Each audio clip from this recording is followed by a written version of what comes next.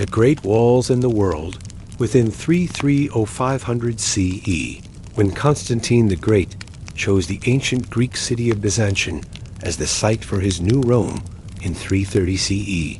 He could scarcely have imagined that he was creating what would become one of history's most enduring urban civilizations.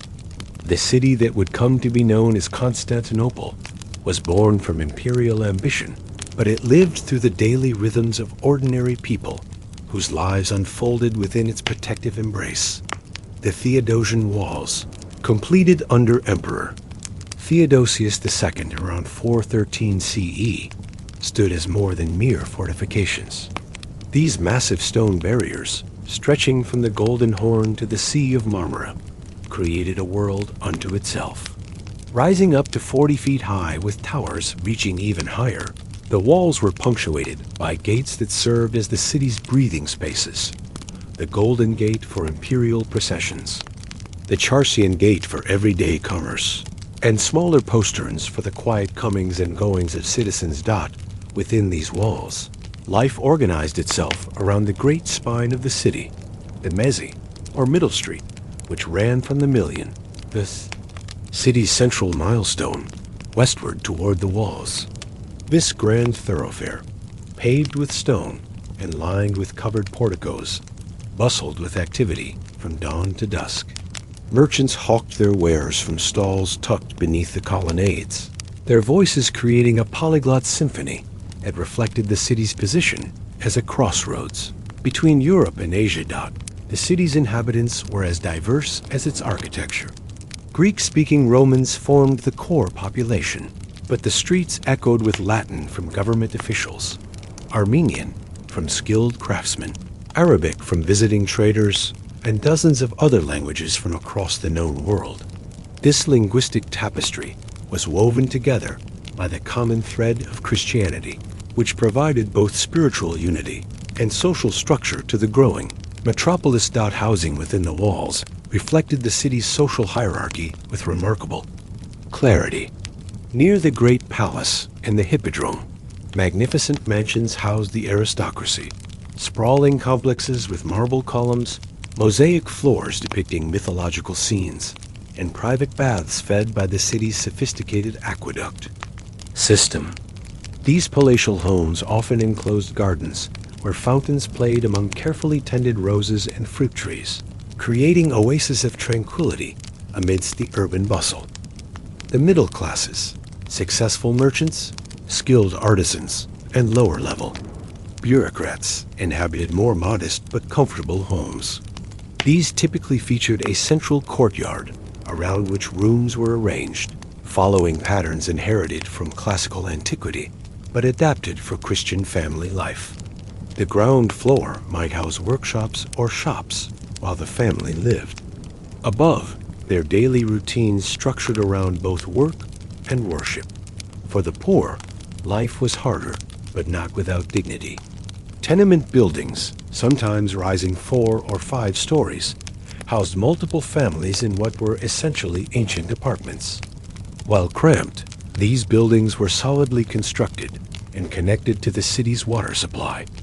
The ground floors often contained taverns or small shops, creating vibrant neighborhood centers where news traveled quickly and communities formed naturally. The rhythm of daily life within the walls was punctuated by the sound of church bells. By the 5th century, Constantinople boasted dozens of churches, from the magnificent Hagia Sophia, then still Constantine's original church, to small neighborhood chapels. These sacred spaces served not only for worship, but as community centers, places where the faithful gathered for festivals, heard imperial announcements, and celebrated the major events of life, baptisms, marriages, and memorial services. City's commercial life centered around its numerous markets and workshops. The Great Market, or Makros and Bolos, stretched along a covered street where merchants sold luxury goods from across the empire and beyond. Silk from China, spices from India, amber from the Baltic, and precious stones from Ceylon. Specialized markets handled everyday necessities. The fish market near the harbor the bread market where guild bakers sold their carefully regulated loaves, and the vegetable market where farmers from the surrounding countryside brought their hay. Produce. Byzantine law and custom strictly regulated these commercial activities. Guilds controlled most trades, setting prices, maintaining quality standards, and providing mutual support for their members. The Guild of Silk Weavers held particular prestige, as silk production was a closely guarded imperial monopoly. The workshops where silk was woven, dyed, and fashioned into garments were among the most carefully watched buildings in the city, their activities crucial to imperial finances and diplomatic gift-giving. Religious festivals provided the major celebrations that punctuated the calendar year. The Feast of Epiphany saw the emperor blessing the waters of the Bosphorus, while Easter brought elaborate processions through the streets. The Feast of the Holy Cross in September involved the entire city in devotional activities, with neighborhoods competing to create the most beautiful displays of religious art and flowers. Entertainment was another vital aspect of life within the walls. The Hippodrome, which could seat 100,000 spectators, hosted chariot races that divided the city into passionate factions, the blues and greens being the most prominent. These races were more than mere sport. They provided a venue for political expression and social identity. Citizens who might otherwise never interact found common ground in cheering for their chosen team, while the emperor used the races as opportunities to gauge public opinion and display imperial magnificence. Great palace complex, while separate from civilian life, nonetheless influenced the daily rhythms of the city. Imperial ceremonies created processions that wound through the streets, bringing the pageantry of empire directly to the people. The emperor's presence was felt throughout the city through his appointed officials, the city prefect who maintained order, the quaestor who announced imperial decisions, and the numerous bureaucrats who kept the complex machinery of government functioning. By the end of the 5th century, Constantinople had established the patterns of life that would characterize it for the next 1,000 years. It was a city where the sacred and secular intermingled, where commerce and culture flourished under imperial protection, and where the Great Walls created not just physical security, but a sense of shared identity among its inhabitants. Within these walls, Byzantine civilization was taking its distinctive shape, blending Roman governmental traditions, Greek intellectual heritage, and Christian spiritual life into something entirely new. The night hours brought their own rhythms to the city.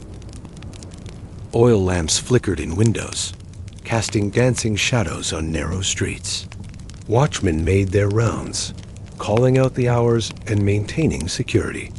In the harbor, ships arrived with the tide, their crews eager to unload cargoes and sample the city's famous hospitality. The walls that protected by day became the city's embrace by night, holding within their circuit the dreams and aspirations of hundreds of thousands of souls who called Constantinople home. This was the beginning of a great urban experiment. A city that would weather barbarian invasions, religious controversies, economic upheavals, and political transformations while maintaining its essential character as the jewel of the Byzantine Empire. The walls that Constantine began and Theodosius completed would protect not just buildings and people, but a way of life that represented one of humanity's great urban achievements. Part 2. The Golden Age of Justinian, 527 to 565 CE. The reign of Emperor Justinian I marked the apex of early Byzantine civilization, and nowhere was this more evident than in the daily life that flourished within Constantinople's walls. As the 6th century dawned, the city had evolved from Constantine's New Rome into something uniquely its own, a cosmopolitan center where Roman administrative genius, Greek intellectual tradition, and Christian spirituality combined to create an urban experience unlike anywhere else in the world. Justinian's Constantinople was a city in constant motion, driven by the emperor's ambitious vision of reconquering the West and codifying Roman law. The sounds of construction echoed through the streets as architects and workers labored to rebuild the city after the devastating Nika riots of 532 CE had left much of the center in ruins. The emperor saw this destruction not as catastrophe, but as opportunity, commissioning building projects that would transform Constantinople into a showcase of imperial power and Christian devotion. The crown jewel of this building program was the new Hagia Sophia, begun in 532 and completed in just 5 years. This architectural marvel, designed by Anthemius of Tralles and Isidore of Miletus, dominated the city's skyline with its massive dome, a feat of engineering that seemed to defy the laws of physics. For ordinary citizens, the church's construction was both spectacle and source of employment. Thousands of workers labored daily on the project, while skilled artisans arrived from across the empire to contribute their expertise in marble working, mosaic laying, and metal working. The daily routine of witnessing Hagia Sophia's construction became part of Constantinople's urban rhythm.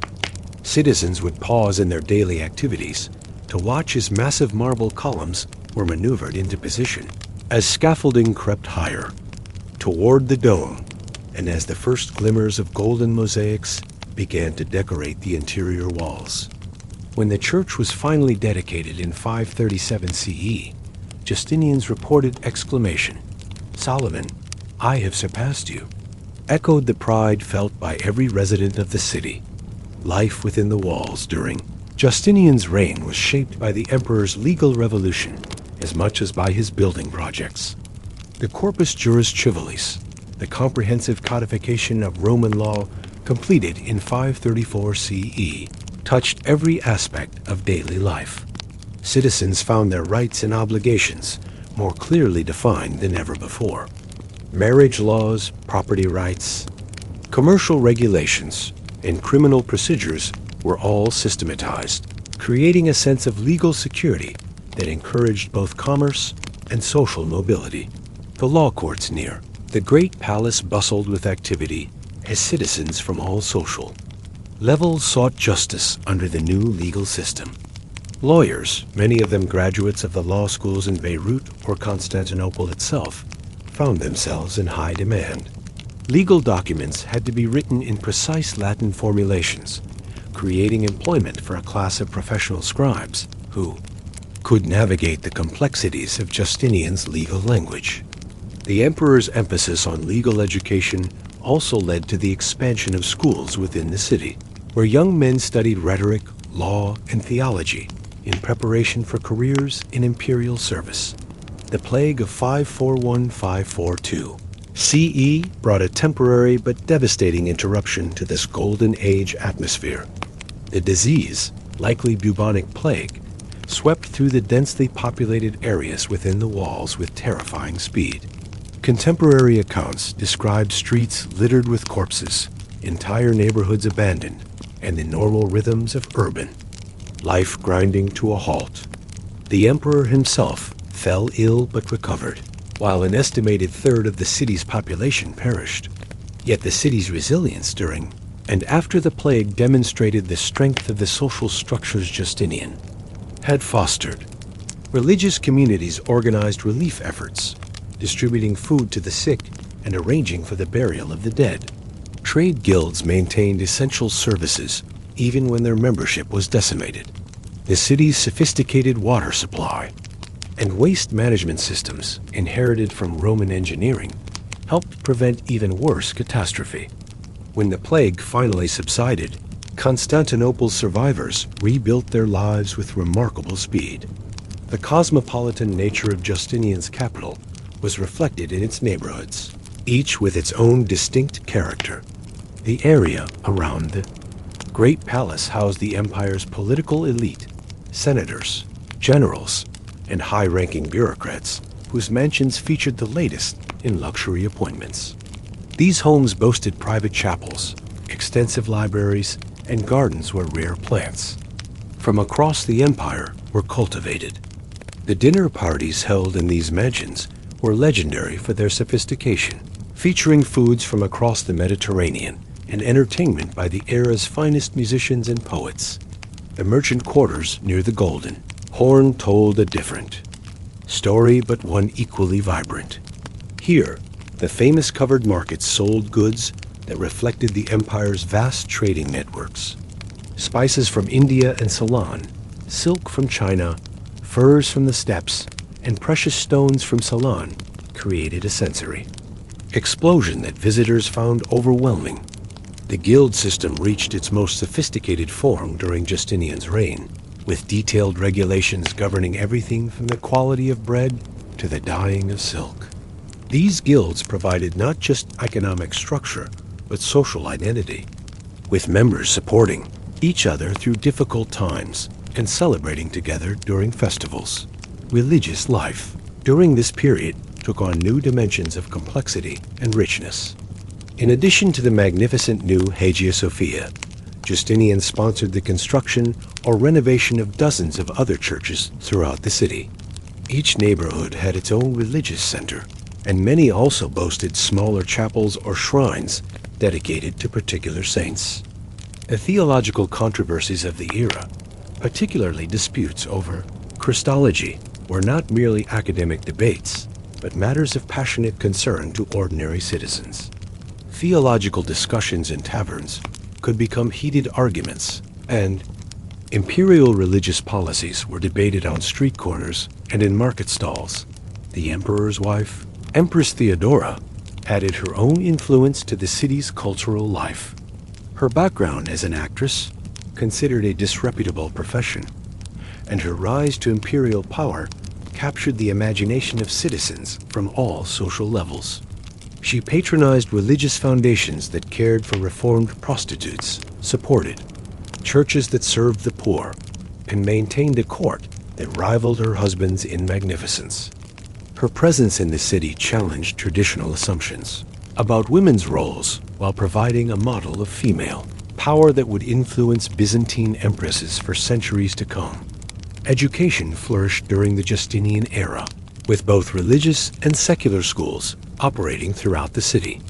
The University of Constantinople, though not yet formally organized under that name, already functioned as a center of higher learning where students studied rhetoric, philosophy, mathematics, and medicine.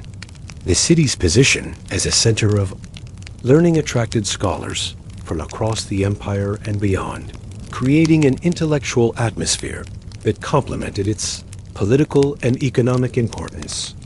The harbor area during this period was perhaps the most internationally diverse part of the city.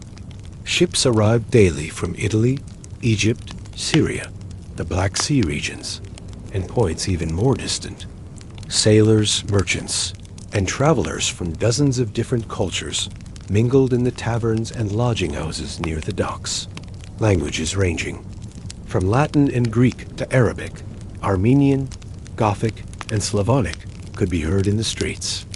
This diversity created both opportunities and tensions, as different communities struggled to maintain their identities while participating in the larger urban culture. Entertainment during the Justinian era reached new heights of sophistication. The Hippodrome continued to host chariot races, but these events had evolved into elaborate spectacles featuring wild animal hunts, acrobatic performances, and dramatic presentations. The emperor used these occasions to display both imperial magnificence and political messaging, while citizens found in them a release from the pressures of daily life and an opportunity for social interaction across class lines. The reign's end in 565 CE found Constantinople transformed. The city that had been rebuilt after the Nika riots was more magnificent than ever. Its population had recovered from the plague, and its position as the center of a revived empire seemed secure. The legal system Justinian had created provided a framework for daily life that would endure for centuries, while the architectural monuments he had commissioned gave the city a visual identity that proclaimed its importance to the world. Within the walls, citizens had experienced both the heights of imperial glory and the depths of natural catastrophe. emerging with a strengthened sense of their city's destiny and their own role in the great drama of Byzantine history. Part 3. Religious Life and Sacred Rhythms, 600 to 800 CE.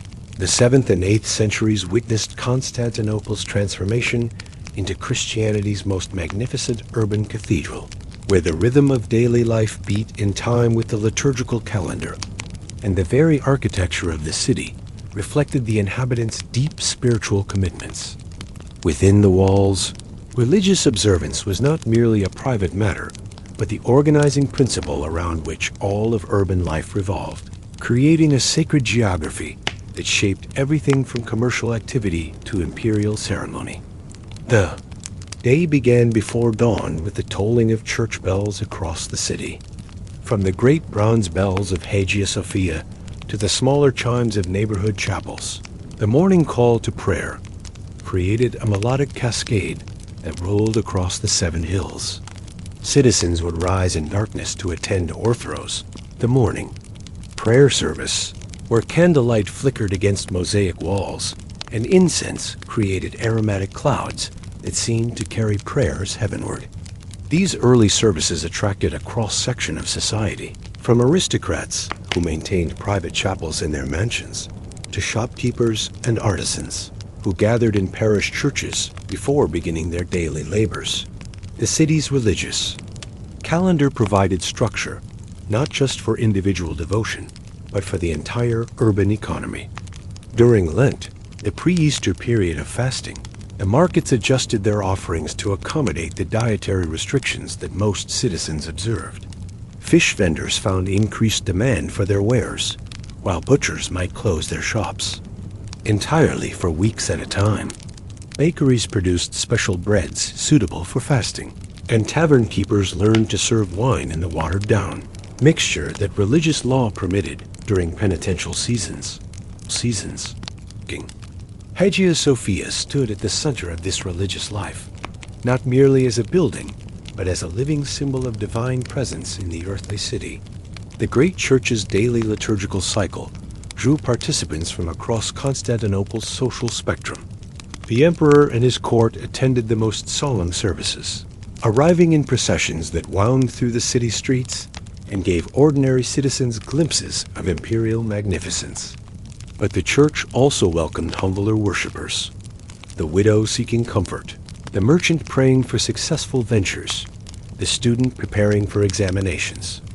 The church's interior created an otherworldly atmosphere that contemporary accounts describe as transformative.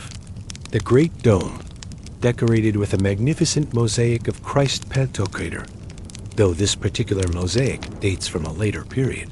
Earlier versions existed, seemed to float impossibly above the congregation. Marble columns from across the empire supported galleries where the imperial family and high-ranking officials attended services, while the main floor accommodated thousands of ordinary citizens. The play of light through the church's numerous windows created an ever-changing display of colors and shadows that seemed to embody the divine presence itself. Religious festivals provided the year's greatest celebrations, transforming the entire city into a stage for communal worship and civic pride. The Feast of the Epiphany in January involved elaborate ceremonies at the Bosphorus, where the emperor would bless the waters in a ritual that supposedly ensured the city's protection for the coming year. Citizens gathered along the shores to witness this ceremony and to collect holy water in small vessels that they would keep in their homes throughout the year. Easter celebrations lasted for weeks, beginning with the solemn observances of Holy Week and culminating in the joyous festivities of the Resurrection. The city's numerous churches competed to create the most beautiful decorations, with neighborhoods contributing flowers, candles, and precious fabrics to adorn their parish churches. The emperor's Easter procession from the great palace to Hagia Sophia became one of the year's most anticipated spectacles, featuring elaborate costumes, ceremonial objects, and hymns that could be heard throughout the city center.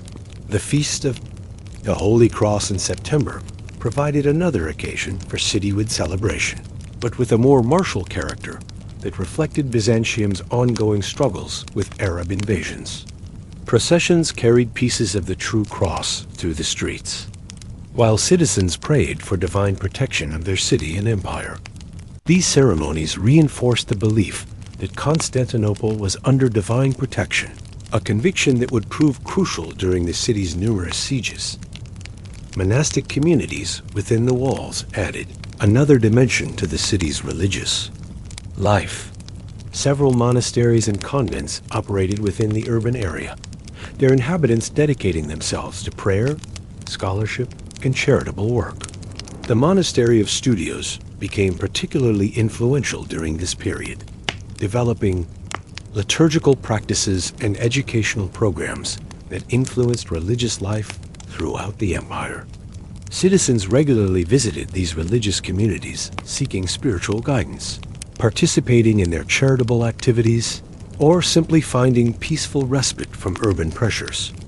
The iconoclastic controversy that dominated the 8th century brought religious questions into every aspect of daily life within Constantinople. Emperor Leo III's edict against religious images in 726 CE created divisions that split families, neighborhoods, and even individual consciences. The removal of icons from churches and public spaces was often accompanied by riots and demonstrations, as citizens found themselves forced to choose between imperial commands and deeply held religious convictions. Icon veneration had been woven deeply into the fabric of Byzantine religious life. Families maintained small icons in their homes. Merchants carried portable icons for protection during travels, and craftsmen invoked particular saints through their images while working. The imperial prohibition of these practices created a crisis that went far beyond theology to touch the most intimate aspects of daily life. Some citizens hid their icons, risking imperial punishment to maintain their traditional devotions. Others embraced iconoclasm as a purification of Christian worship, seeing in it a return to more authentic spiritual practices. The controversy also affected the city's artistic and economic life. Icon painters found their skills suddenly illegal, forcing them to adapt their techniques to decorative patterns and landscapes. The workshops that had produced religious art for both local use and export, markets had to completely restructure their operations. Some craftsmen left the city entirely, seeking regions where their traditional skills remained valued, while others channeled their artistic abilities into secular decorative work. Churches became contested spaces during the iconoclastic period, with different congregations supporting different approaches to religious art. Some churches stripped their walls bare, creating stark interiors that emphasized the spirituality of empty space. Others found ways to preserve their decorations through creative interpretations of imperial edicts. The great churches like Hagia Sophia became particularly complex cases, as imperial presence made open resistance impossible, while their monumental decorative schemes made complete compliance equally difficult. Despite these controversies, or perhaps because of them, the period saw an intensification of private devotion and mystical practice. Citizens who could no longer rely on traditional visual aids to devotion turned inward, developing more sophisticated practices of mental prayer and spiritual discipline. Lay religious movements gained strength, with ordinary citizens forming voluntary associations for mutual spiritual support and charitable work. The city's position as a center of religious learning continued despite political upheavals. Theological schools operated in connection with major churches, while private teachers offered instruction in religious subjects ranging from biblical interpretation to ecclesiastical law. Students came from across the empire and beyond to study in Constantinople's religious institutions, creating an international scholarly community that enriched the city's intellectual life. Religious charity provided essential social services within the walls. Churches operated hospitals, orphanages, and hostels for travelers. Religious confraternities organized relief efforts during crises and maintained funds to support members in need. The emperor and wealthy private donors competed to endow religious institutions, creating a network of charitable foundations that addressed many of the social problems inevitable in a large urban center got by the end of the 8th century, Constantinople's. Religious character had been tested by controversy, but had emerged stronger than ever.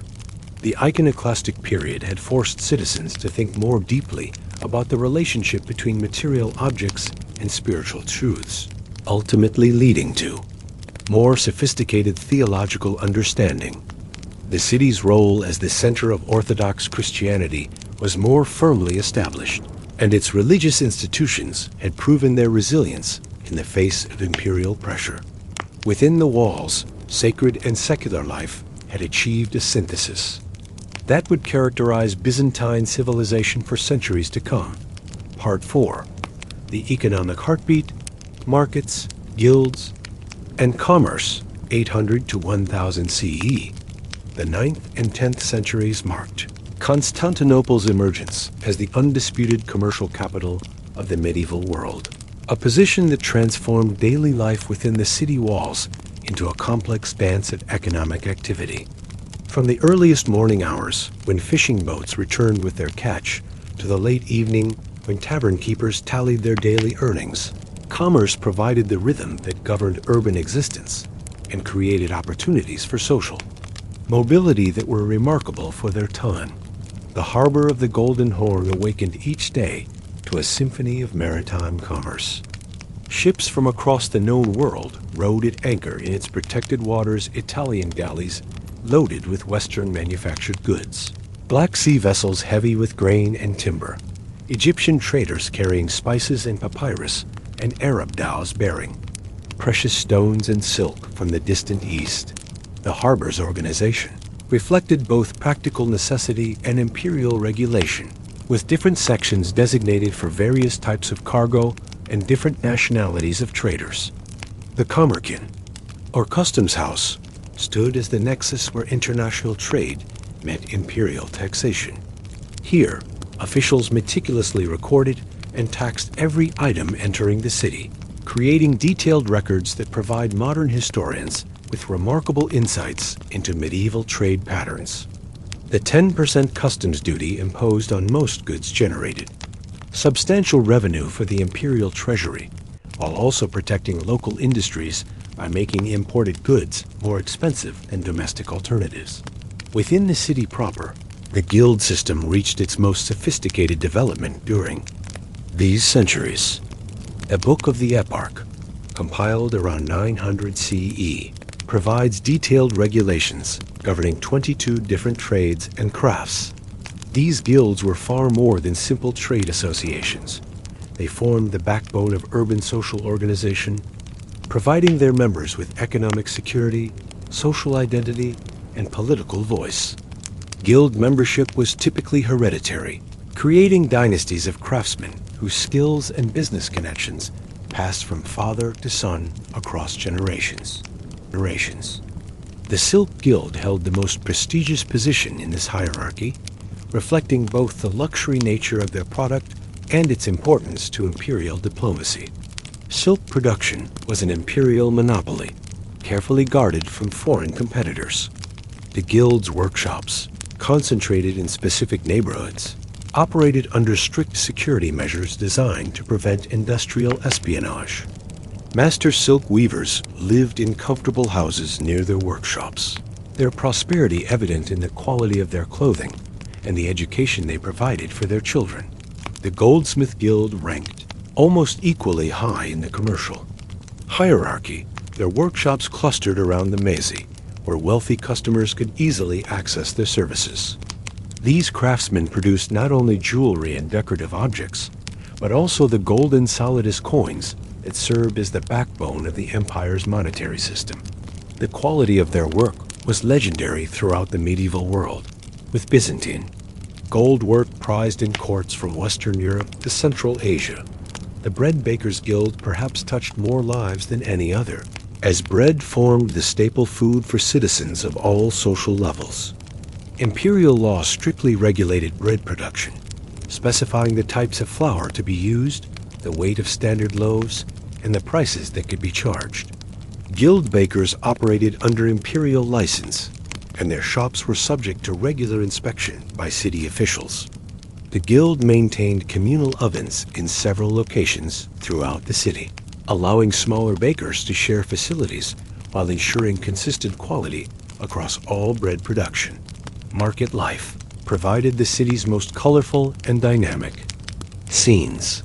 The Great Market, stretching along a covered colonnade, housed hundreds of individual stalls where merchants displayed goods from across the empire and beyond. The sensory experience was overwhelming.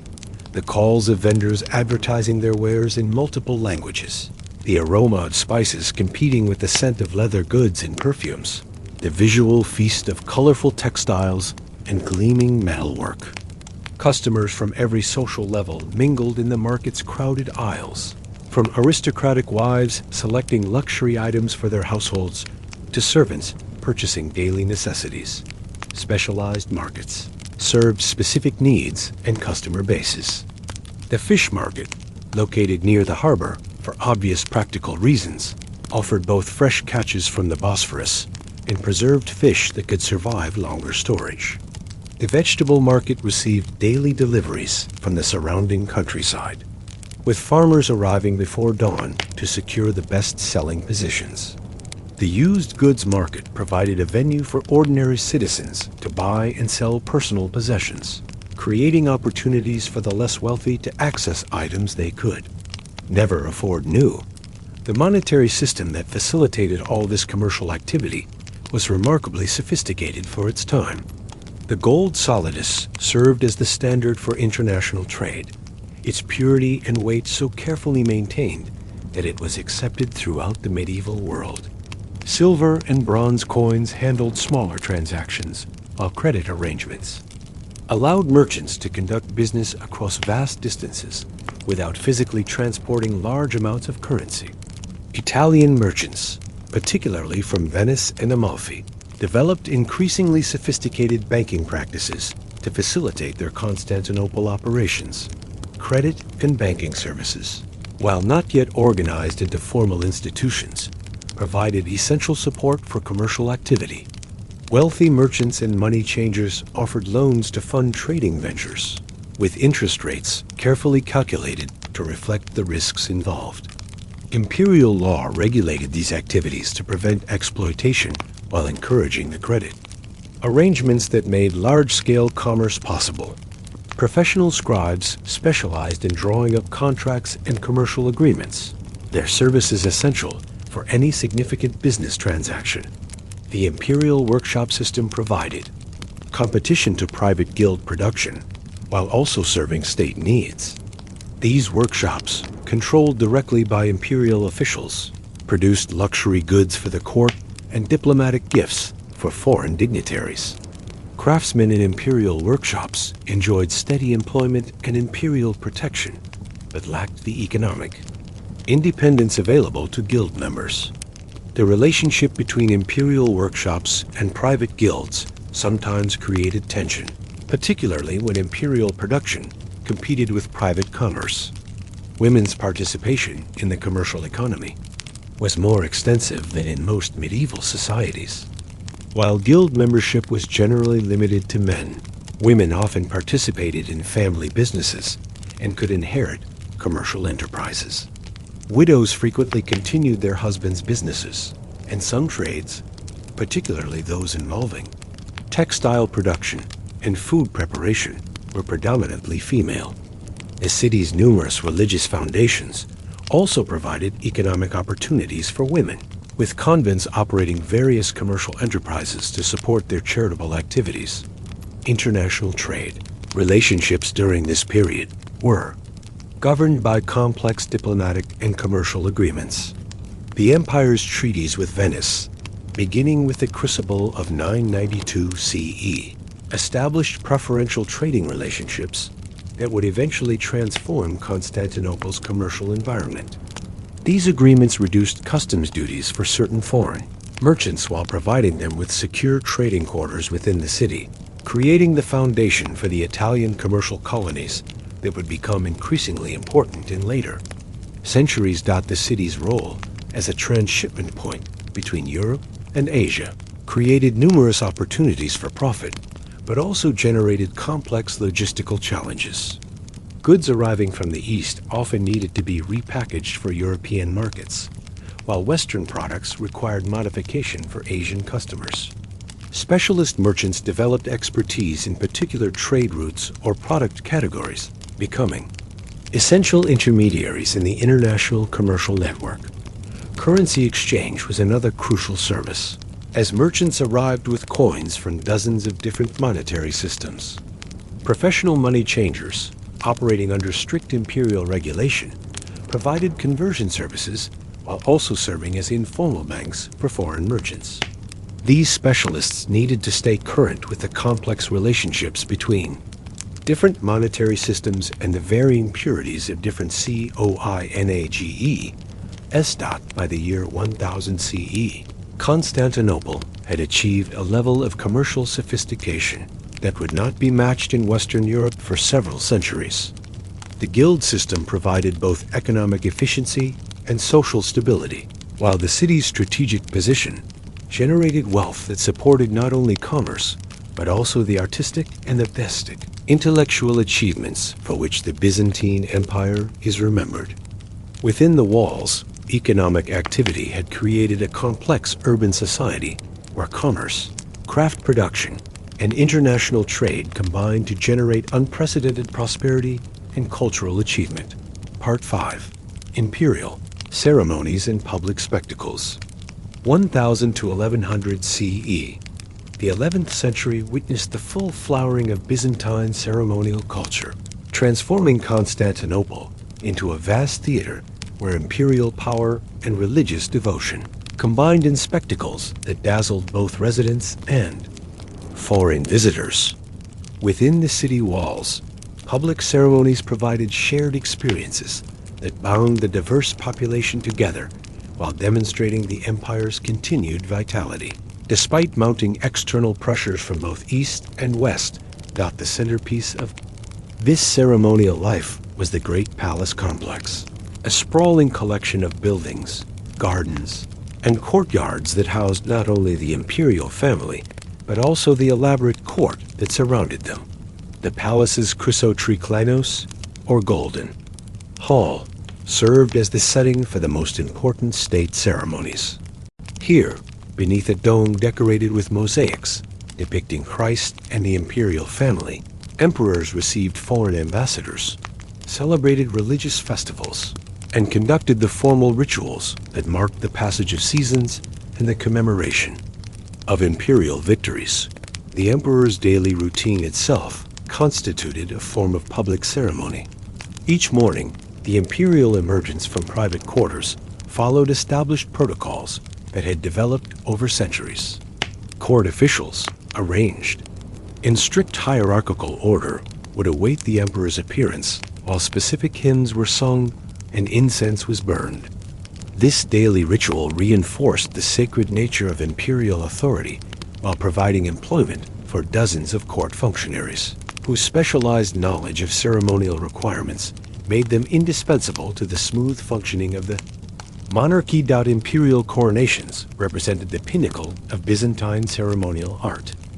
These elaborate rituals, held in Hagia Sophia before crowds that included representatives from across the empire and beyond, combined religious consecration with political theater in ways that left lasting impressions on all who witnessed them. The ceremony began with the emperor-elect being acclaimed by the people in the hippodrome, a tradition that maintained the fiction of popular participation in imperial selection. The procession to Hagia Sophia involved the entire court hierarchy, with each official wearing specific garments that indicated their rank and function. The coronation liturgy itself blended Christian religious service with imperial tradition.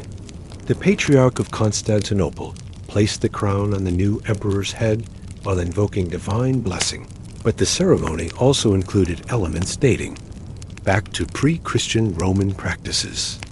The newly crowned emperor would emerge from the church to receive the acclamations of the people, who gathered in carefully organized groups that ensured proper representation of the city's various constituencies.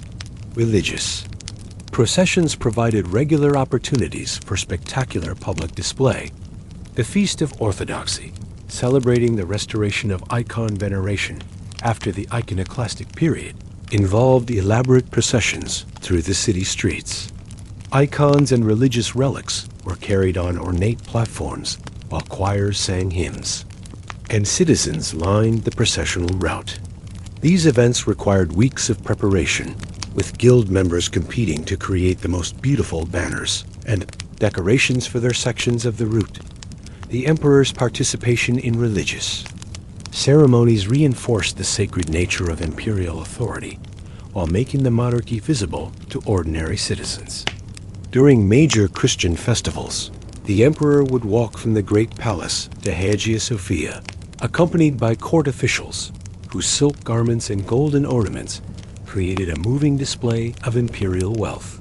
Citizens gathered along this route hours before the procession began, and the emperor's appearance was greeted with ritual acclamations that had been practiced and refined over generations. Military triumphs provided occasions for the most elaborate public celebrations. When Byzantine armies achieved significant victories, the returning generals and troops were honored with formal processions through the city. These triumphs followed ancient Roman precedents, but were adapted for Christian Constantinople. The victorious general, accompanied by captured enemy leaders and displays of booty, would process through the city to Hagia Sophia, where a thanksgiving service would celebrate the victory as evidence of divine favor for the empire.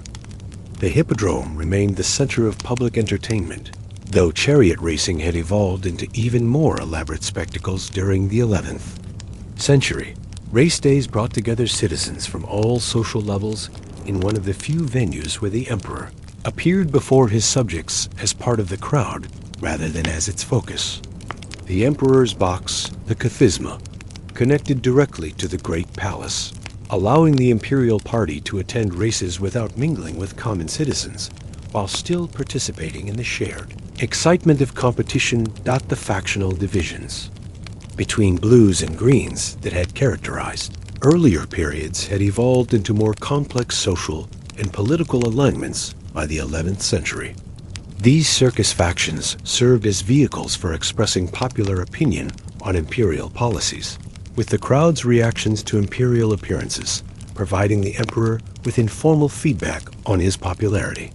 Skilled emperors learned to read these crowd responses as a kind of public opinion polling, adjusting their policies based on the reception they received in the hippodrome. Between races, the hippodrome hosted various other entertainments that reflected the international character of Constantinople. Wild animal hunts featured exotic beasts from across the empire and beyond, lions from Africa, bears from the northern forests, and even occasionally elephants from India or Ceylon. These spectacles required extensive preparation and significant expense, but they provided ordinary citizens with glimpses of the wider world that the empire controlled or traded with. Court ceremonies extended far beyond the palace walls to encompass the entire urban area. Imperial birthdays involved citywide celebrations with free distribution of food and wine to celebrate the emperor's continued life. These occasions provided opportunities for imperial largesse while reinforcing the personal bond between ruler and subjects. Citizens would gather in neighborhood groups to receive imperial gifts, creating community celebrations that combined loyalty to the empire with local social bonding. Diplomatic ceremonies demonstrated Constantinople's continued importance as an international center. Foreign ambassadors arriving in the city were received with elaborate protocols designed both to honor their status and to demonstrate Byzantine superiority. The emperor's reception of foreign dignitaries in the chrysotriclinos involved mechanical devices that caused the imperial throne to rise during the audience, literally elevating the emperor above his guests. These theatrical effects, combined with the magnificent decorations and court costumes, were designed to overwhelm visitors with impressions of imperial power that they would carry back to their home courts. The emperor's wardrobe, itself constituted a form of public art, the imperial crown, encrusted with precious stones and featuring hanging pearls that framed the emperor's face, was complemented by robes of silk, so heavily embroidered with gold thread that they could barely be lifted. Different ceremonies required different costumes, and the imperial wardrobe included dozens of specialized garments, each carrying specific symbolic meanings understood by courtiers and citizens alike. The empress's ceremonial dress was equally elaborate, featuring silk garments decorated with religious imagery and jewelry that incorporated relics of Christian saints. Wedding ceremonies within the imperial family provided occasions for citywide celebration. These events combined religious solemnity with political significance, as imperial marriages often sealed diplomatic alliances or resolved succession questions. The ceremonies themselves followed elaborate protocols that had developed over centuries, with specific roles for various court officials and predetermined routes for processional movements. Citizens gathered along processional routes to witness these events, which were seen as harbingers of the empire's future prosperity. Funeral ceremonies for emperors represented the most solemn and elaborate of all imperial spectacles. The lying in state of deceased emperors in the Great Palace lasted for days, with continuous liturgical services and opportunities for citizens to pay their respects. The funeral procession to the Church of the Holy Apostles, the traditional burial place of emperors, involved the entire court hierarchy and provided one final display of imperial magnificence. These ceremonies served not only to honor the deceased, but to demonstrate the continuity of imperial authority through the peaceful succession to the throne. The celebration of imperial anniversaries provided regular occasions for public festivity. The anniversary of an emperor's accession to the throne was marked by ceremonies in Hagia Sophia, followed by public banquets and entertainment. These events included the distribution of imperial gifts to various groups within the city, guild members, church officials, and representatives of neighborhood associations all received tokens of imperial favor. The anniversary celebrations also provided opportunities for the announcement of new imperial policies or the pardoning of criminals, demonstrating the emperor's role as the source of both justice and mercy. Court festivals throughout the year followed the liturgical calendar while also commemorating secular imperial themes.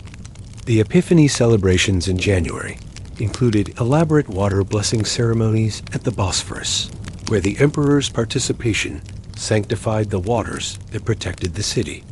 The Feast of the Holy Cross in September combined religious devotion with military themes, as crosses carried in procession were understood to provide divine protection for the empire's armies.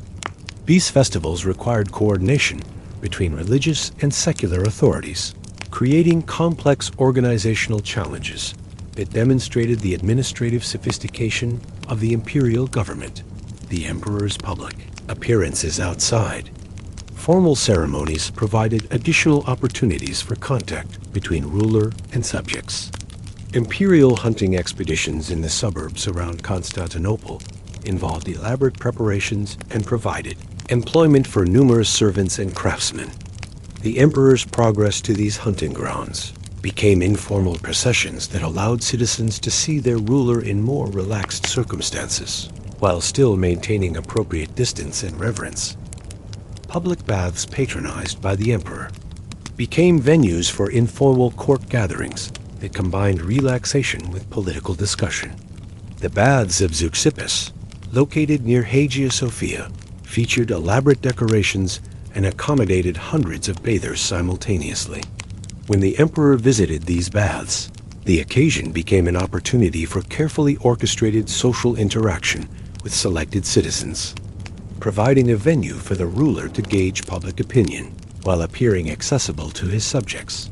The complex hierarchy of court titles created a system of honors that extended imperial ceremony throughout the city's upper classes. Holders of titles like Sebastos, Despots, or Caesar wore distinctive garments and participated in ceremonial functions that reflected their rank. These titles could be hereditary or awarded for service, and their holders formed a court nobility that served as intermediaries between the emperor and ordinary citizens. The visibility of these titled individuals in daily life throughout the city served as a constant reminder of imperial presence and hierarchy. By the end of the 11th century, Constantinople's ceremonial culture had reached a level of sophistication that impressed even critical foreign observers. The city's public spaces had been transformed into stages for imperial theater, while its citizens had become practiced participants in elaborate rituals that reinforced both religious devotion and political loyalty. This ceremonial culture provided social cohesion during a period when the empire faced increasing external pressures, demonstrating the continuing vitality of Byzantine civilization, even as military and economic challenges mounted on all frontiers. 6. The Crusades and Western Encounters, 1100 to 1200 CE. The 12th century brought unprecedented change to Constantinople as the city found itself at the center of the crusading movement, transforming daily life within its walls through encounters with Western Europeans whose customs, language, and religious practices differed markedly from Byzantine traditions. The passage of crusading armies through the city, the establishment of Western merchant colonies, and the complex diplomatic relationships with crusader states created a cosmopolitan atmosphere that was both exciting and unsettling for a long time. Residents. The First Crusade's arrival in 109-61-097 marked the beginning of this transformation. Emperor Alexios I Komnenos had requested Western military assistance against the Seljuk Turks, but the response far exceeded his expectations. Tens of thousands of Western knights, clergy, and common people converged on Constantinople, creating logistical challenges that tested the city's resources and administrative capabilities. The imperial government had to provide food, shelter, and transportation for this unprecedented influx of visitors, while also maintaining security and preventing conflicts between Byzantines and Westerners. The cultural differences between East and West became immediately apparent in daily interactions. Western crusaders were shocked by what they saw as Byzantine luxury and ceremonial complexity, while Constantinopolitans found Western manners crude and their religious practices suspiciously different from Orthodox traditions. Language barriers complicated every interaction, as few Byzantines spoke Latin well, and even fewer Westerners knew Greek. Professional interpreters found themselves in high demand, and many citizens with linguistic skills discovered new economic opportunities in serving as intermediaries between the two cultures. The emperor's careful management of crusader passage through the city established patterns that would be repeated throughout the century. Western leaders were received with elaborate ceremonies designed to impress them, while also asserting Byzantine superiority. The oath-taking ceremonies in the Great Palace, where crusader nobles swore fealty to the emperor in exchange for provisions, and guides combined Western feudal traditions with Byzantine imperial protocol in ways that satisfied neither party completely, but served practical diplomatic needs. Italian merchant colonies, particularly those of Venice, Pisa, and Genoa, established permanent presences in Constantinople during this period, fundamentally altering the city's commercial character. The famous Golden Bull of 1082, granting Venice extensive trading privileges, was followed by similar agreements with other Italian cities. These merchants brought with them not only different commercial practices, but also distinct architectural styles, religious customs, and social organizations that created distinct ethnic quarters within the cosmopolitan city. The Venetian Quarter, located along the Golden Horn, became a city within the city. Venetian merchants built their own churches, warehouses, and residential areas that replicated the architectural styles of their homeland. San Giorgio dei Greci, the Venetian church, introduced Latin liturgical practices that contrasted sharply with Orthodox services in nearby Byzantine churches. The sound of Latin chant and the sight of Western religious art created cultural islands that reminded visitors of the empire's increasing integration with Western European civilization. Commercial relationships between Byzantine and Italian merchants generated both cooperation and conflict. Italian traders brought new products to Constantinople's markets: fine woolens from Flanders, wine from France, and manufactured goods from Italian cities. In return, they purchased Byzantine silk, spices from the East, and luxury goods that they transported back to Western markets. These trading relationships created new forms of commercial organization, including joint ventures between Byzantine and Western merchants that crossed ethnic and religious boundaries. The presence of Western merchants also introduced new financial practices to Constantinople. Italian bankers brought sophisticated credit instruments and accounting methods that gradually influenced Byzantine commercial practices. The use of written contracts became more common, and new forms of commercial law developed to handle disputes between merchants from different legal traditions. These changes modernized Constantinople's commercial infrastructure, while also creating new forms of economic dependency on Western European business practices. Religious interactions between Orthodox Byzantines and Latin Christians created ongoing tensions and occasional opportunities for mutual understanding. Western clergy accompanying crusaders and merchants established Latin chapels within the city, while Byzantine clergy engaged in theological discussions that revealed both similarities and differences between Eastern and Western Christian traditions. These religious encounters sometimes led to accusations of heresy on both sides, but they also created intellectual exchanges that enriched both traditions. The imperial court's relationship with Western visitors required constant diplomatic finesse. Crusader leaders expected to be treated as equals of the Byzantine emperor, while imperial protocol demanded their subordination to imperial authority. Court ceremonies were modified to accommodate Western sensibilities while maintaining Byzantine dignity, creating hybrid protocols that satisfied no one completely but prevented open conflict. The emperor's household included Western advisors and interpreters who helped navigate these complex cultural negotiations. Marriage alliances between Byzantine and Western noble families created personal bonds that transcended cultural differences, while also generating new tensions. When Byzantine princesses married Western princes, or when Western noblewomen entered Byzantine court circles through marriage, they brought with them cultural practices that influenced daily life in Constantinople's aristocratic quarters. These international marriages required elaborate ceremonies that blended Eastern and Western traditions, creating new forms of cross-cultural celebration. The Second Crusade, 1147 to 1149, brought new challenges as the relationship between Byzantium and the West became more strained. Emperor Manuel I commences complex diplomatic relationships with both Crusader states and Muslim powers created suspicion among Western Crusaders, who questioned the Byzantine commitment to the Christian cause.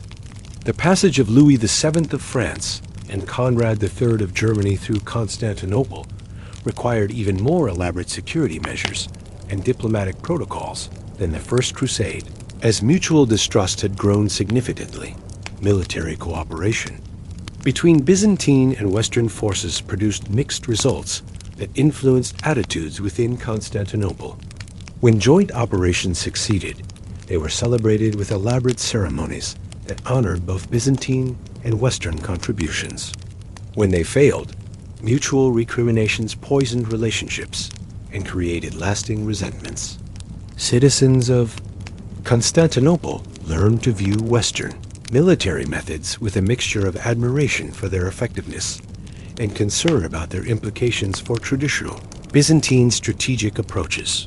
The city's intellectual life was enriched by increased contact with Western scholarship. Western students came to Constantinople to study Greek texts and Orthodox theology, while Byzantine scholars gained access to Latin works and Western philosophical traditions. The court's library acquired Western manuscripts and translation. Projects increased communication between Greek and Latin scholarly traditions.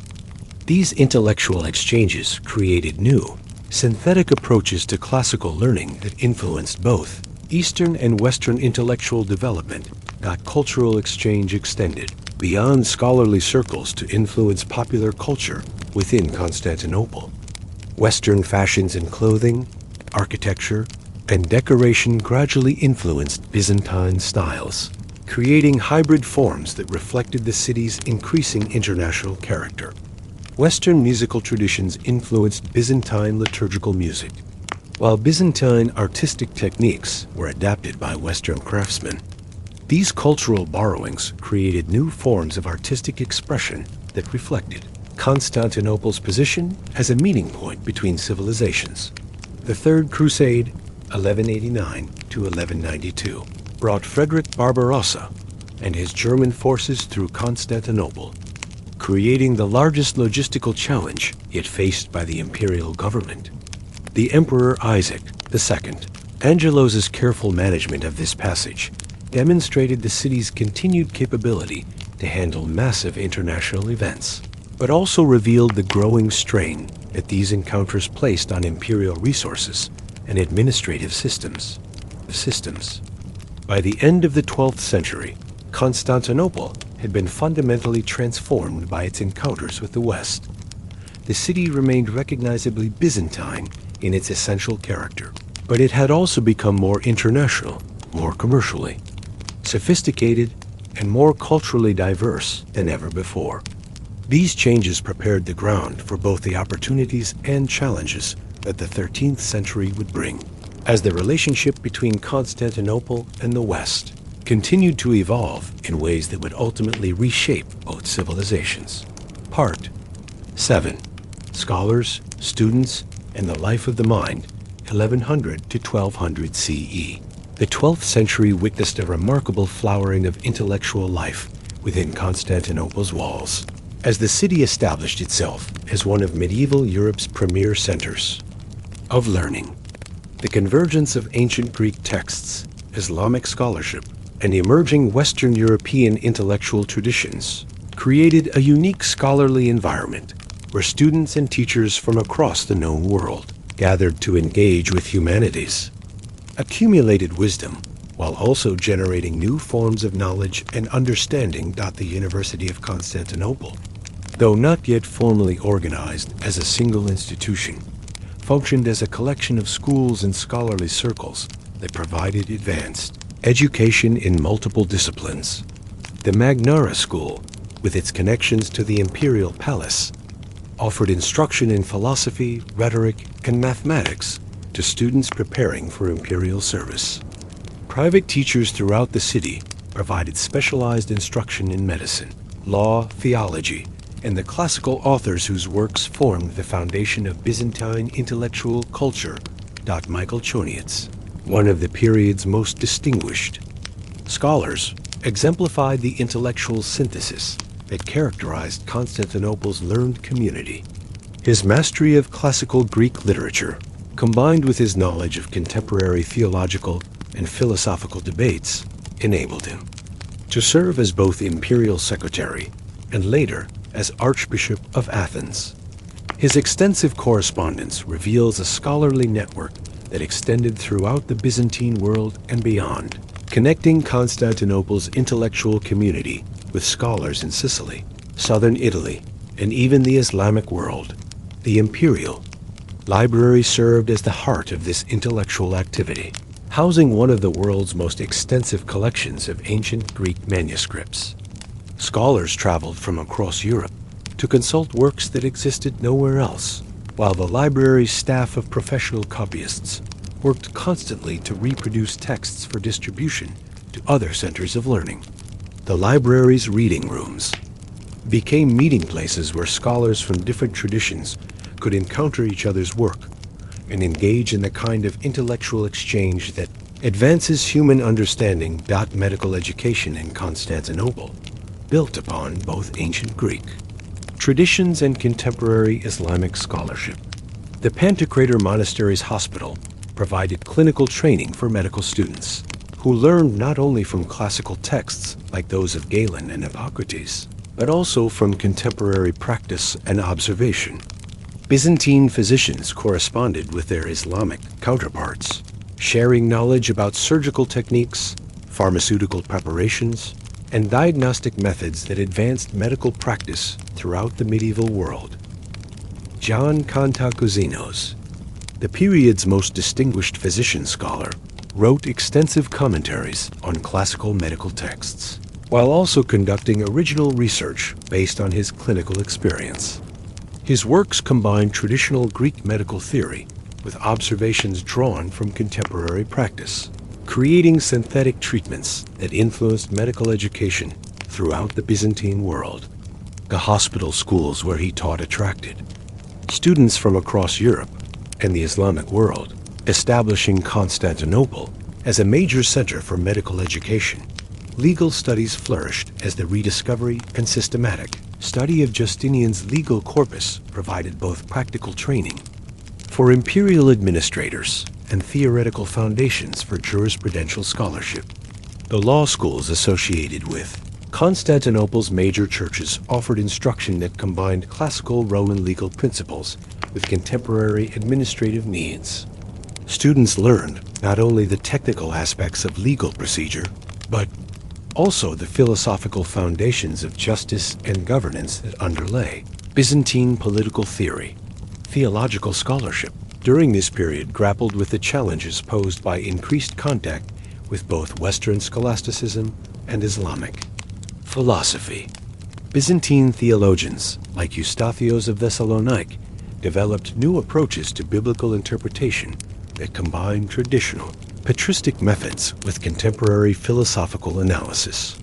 These scholars maintained correspondence with Western theologians while also engaging with translated works of Islamic philosophers, creating synthetic approaches that enriched Orthodox theological tradition. That the study of classical literature reached new heights of sophistication as Byzantine scholars developed critical methods that anticipated modern textual scholarship. John Tzetzes, though often criticized for his personality, produced commentaries on Homer and other classical authors that demonstrated unprecedented attention to textual variance, linguistic development, and historical context.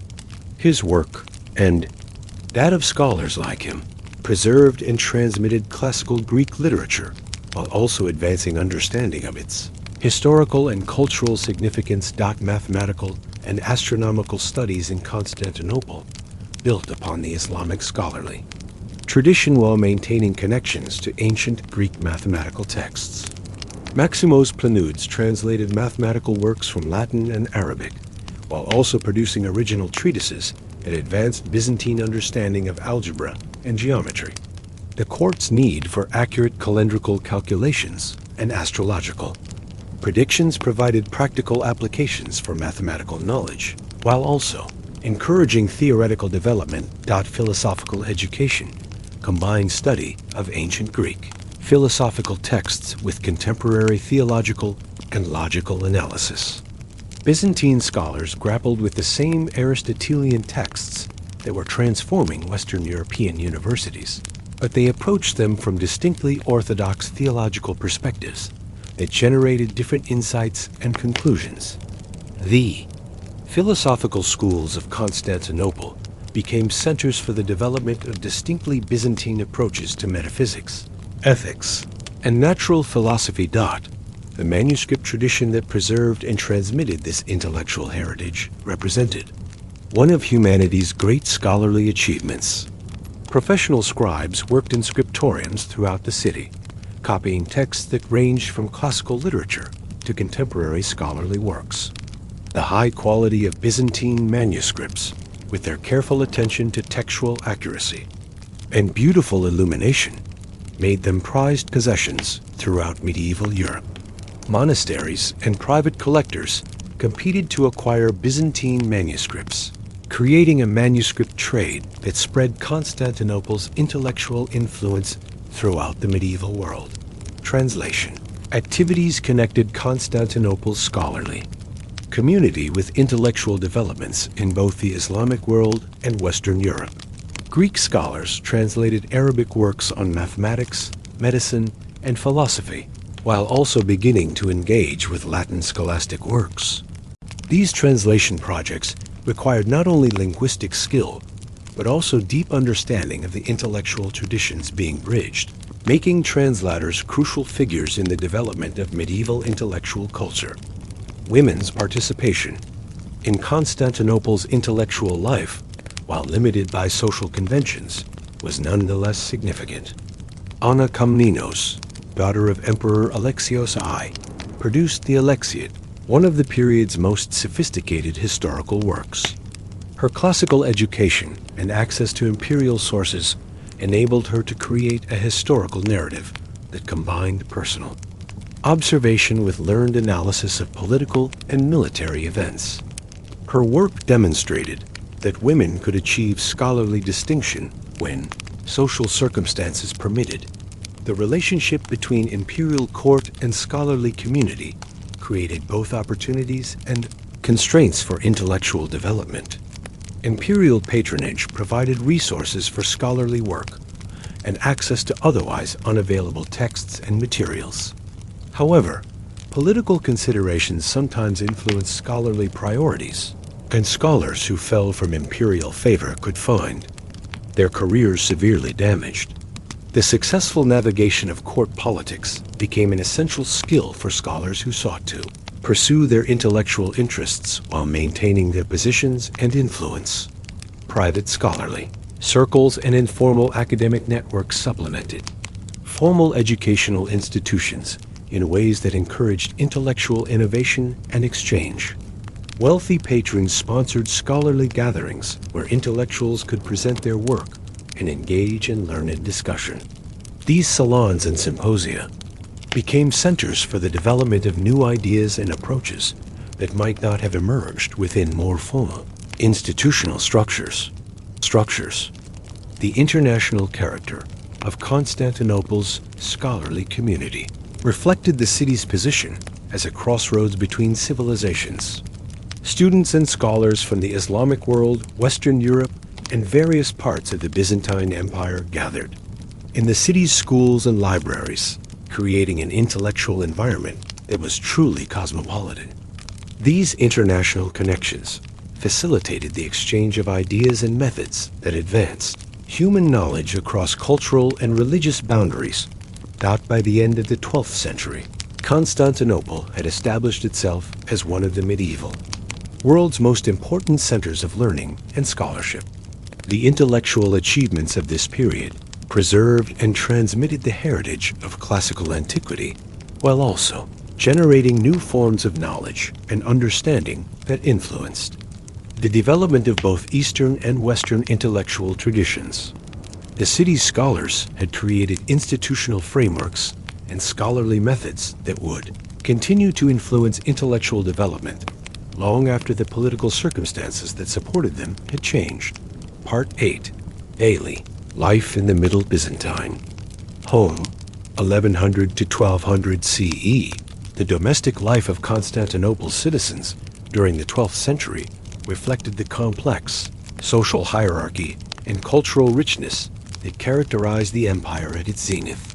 From the marble halls of aristocratic mansions to the crowded apartments of artisan families, daily routines within the city walls followed patterns that balanced Byzantine tradition with the cosmopolitan influences that increasingly shaped urban culture. The aristocratic household represented the pinnacle of Byzantine domestic sophistication.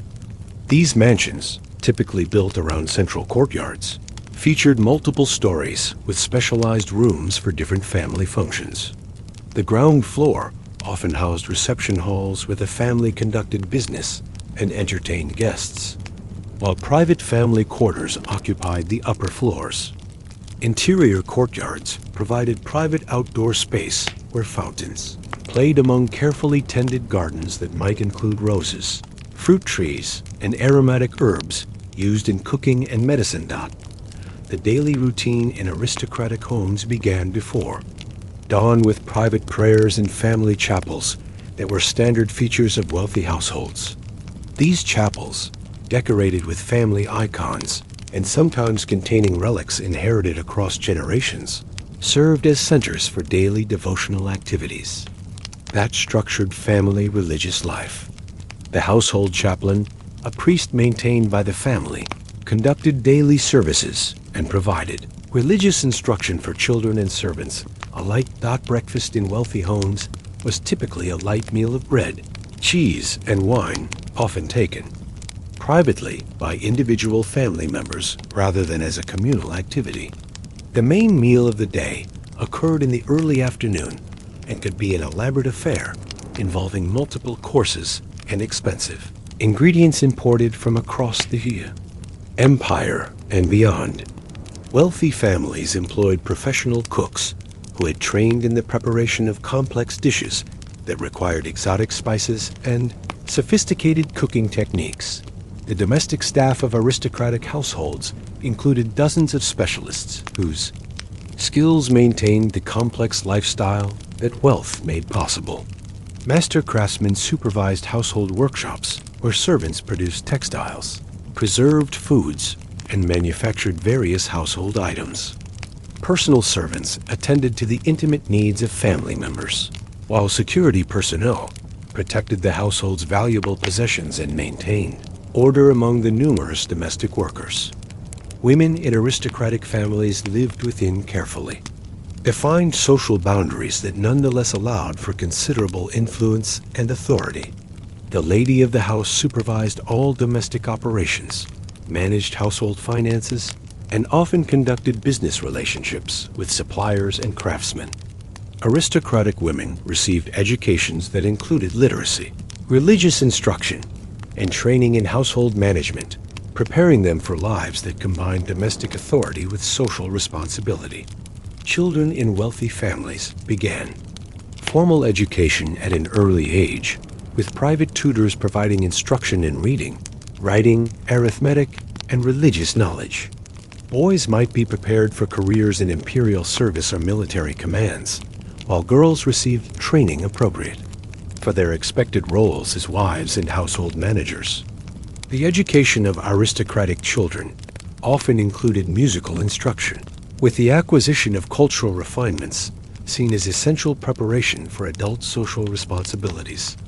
Middle-class households, typically belonging to successful merchants or skilled craftsmen, maintained comfortable lifestyles that reflected their economic success while remaining distinctly more modest than aristocratic establishments.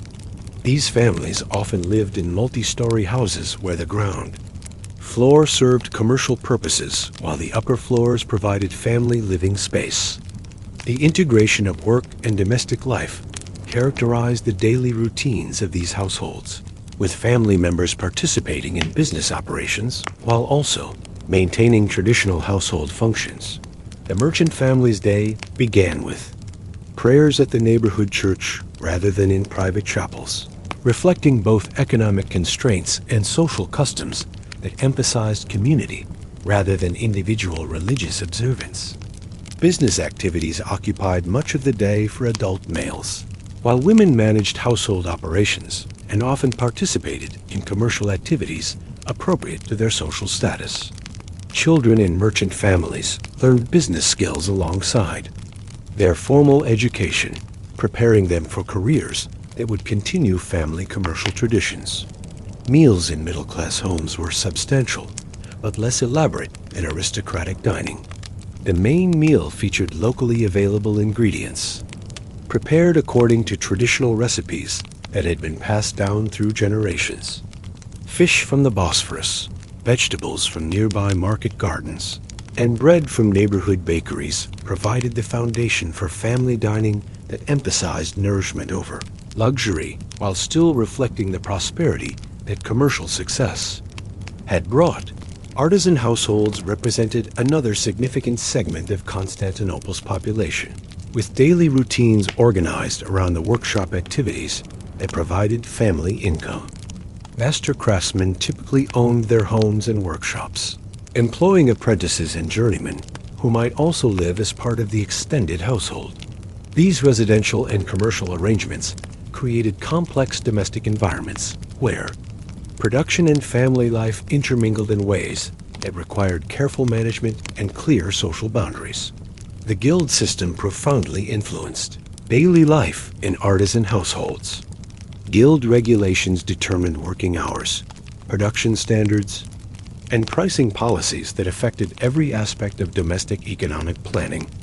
Guild festivals and religious observances provided social activities that brought together entire neighborhoods of related craftsmen, creating community bonds that extended family relationships into broader social networks. Women in artisan families often possessed specialized skills that contributed directly to household income. Textile production, food preparation, and various forms of decorative work provided opportunities for economic participation that complemented their domestic responsibilities. The wives of successful craftsmen might supervise their own workshops, employing other women in production activities that served both local markets and export trade. The homes of ordinary workers and laborers were necessarily more modest, but still reflected the general prosperity that characterized 12th century Constantinople. These families typically lived in apartment buildings that housed multiple families, with shared facilities for cooking and sanitation. Despite economic constraints, working families maintained standards of cleanliness and order that reflected both practical necessity and cultural values, emphasizing domestic respectability. Religious observance in working-class families centered on neighborhood churches and the numerous religious festivals that marked the liturgical calendar. These families could not afford private chapels or household chaplains, but their participation in community religious life was often more intensive than that of wealthier citizens. Religious festivals provided opportunities for celebration and social interaction that compensated for the limited domestic space and resources available to working families. The education of children in working families was necessarily limited, but still included basic literacy and religious instruction provided by neighborhood schools associated with local churches. Children began contributing to family income at early ages, learning skills that would prepare them for adult occupations, while also helping meet immediate household needs. Despite economic constraints, working families valued education and often made significant sacrifices to provide their children with learning opportunities. Food preparation and consumption patterns varied significantly across social levels, but shared certain common characteristics that reflected both local availability and cultural preferences. Bread remained the dietary staple for all social classes, though the quality varied considerably. Fish provided the primary protein source for most citizens, supplemented by dairy products and seasonal vegetables. Wine consumption was nearly universal, with quality and quantity depending on economic circumstances. Seasonal variations significantly affected domestic life throughout Constantinople. Winter brought limitations on fresh food availability and required careful management of preserved foods and fuel supplies. Spring renewal was celebrated with special foods and religious observances that marked the end of winter hardships. Summer abundance provided opportunities for food preservation and preparation for the following winter, while autumn harvests brought seasonal celebrations and commercial opportunities. The integration of domestic and commercial life characterized most households regardless of social level. Even aristocratic families maintained economic interests that required daily attention, while working families often combined multiple income sources that involved various family members in different activities. This economic complexity created domestic environments where business considerations constantly influenced family decisions and daily routines. Healthcare within domestic settings relied heavily on traditional remedies and preventive practices that had been developed over centuries. Family members, particularly women, possessed knowledge of herbal medicines and healing techniques that addressed common ailments and injuries. Serious medical problems required professional treatment, but most healthcare occurred within domestic contexts that emphasized family responsibility for maintaining health and treating illness. Part 9. The Fourth Crusade and the Latin Occupation. 1200 to 1261 CE. The 13th century brought catastrophic change to Constantinople as the Fourth Crusade culminated in the city's capture and sack in 1204, followed by nearly 60 years of Latin occupation that fundamentally altered the character of life within the ancient walls.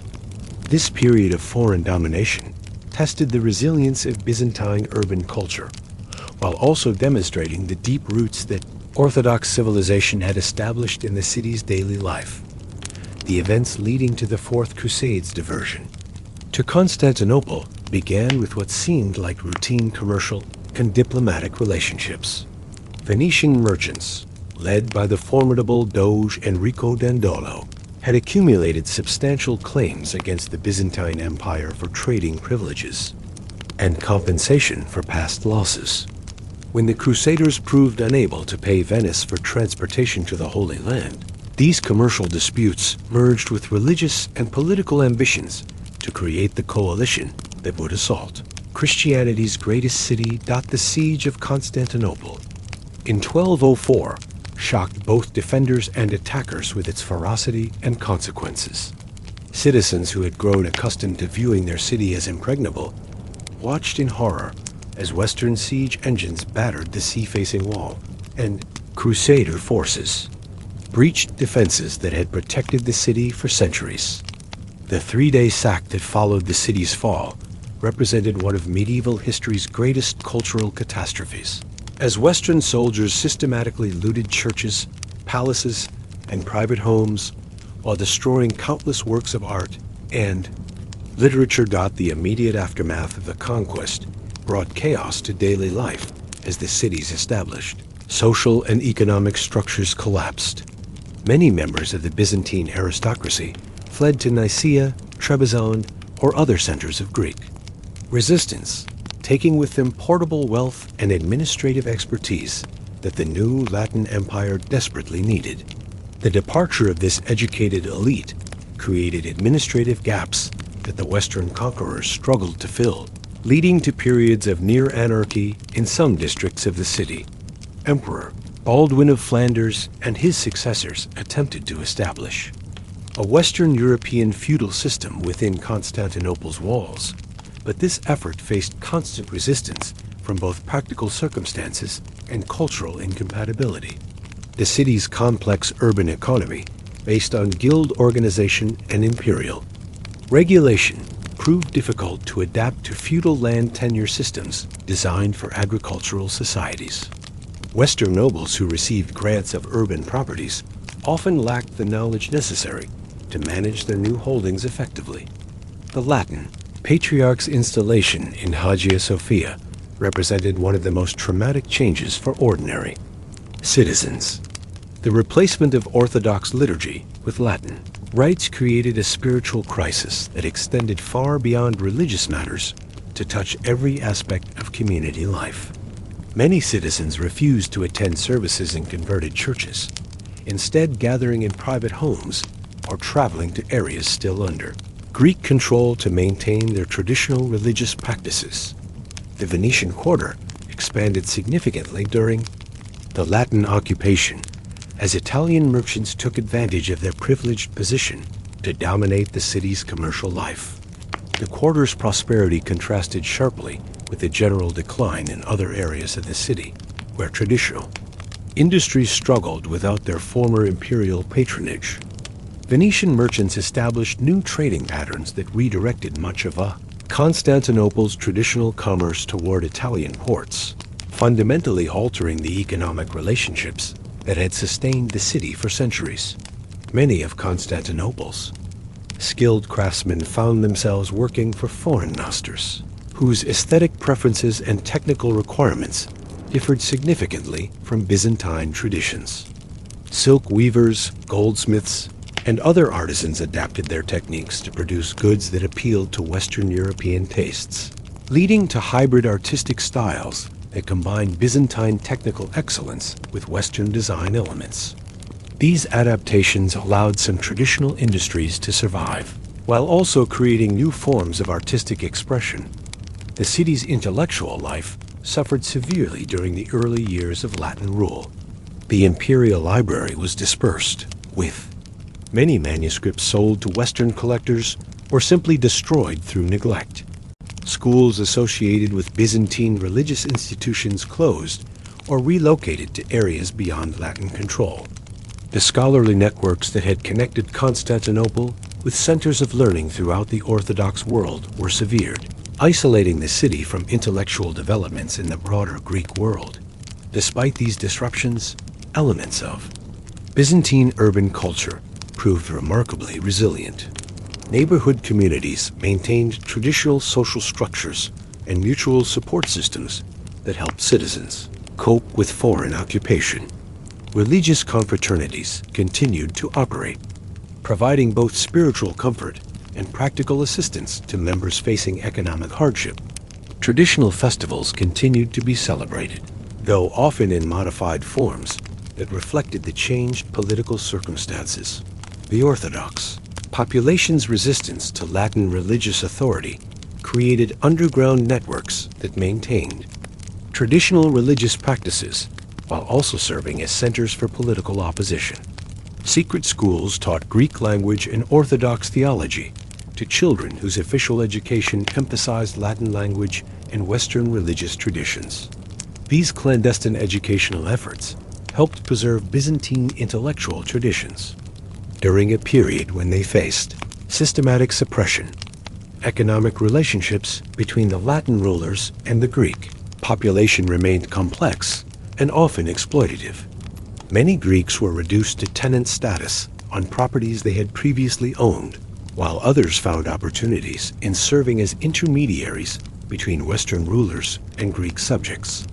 Some Greek merchants prospered by facilitating trade between the Latin Empire and Greek successor states, creating commercial networks that transcended political boundaries. The Latin Empire's military weakness became increasingly apparent as Greek successor states established themselves in Nicaea, Epirus, and Trebizond. Citizens of Constantinople found themselves caught between competing loyalties as various Greek rulers claimed legitimacy as the true heirs of the Byzantine Empire.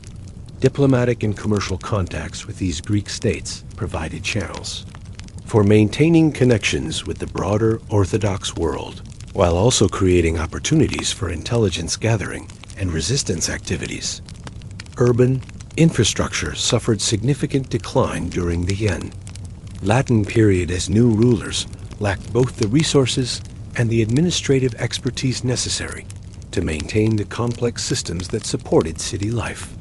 Aqueducts fell into disrepair, harbor facilities deteriorated, and public buildings were neglected or converted to inappropriate uses.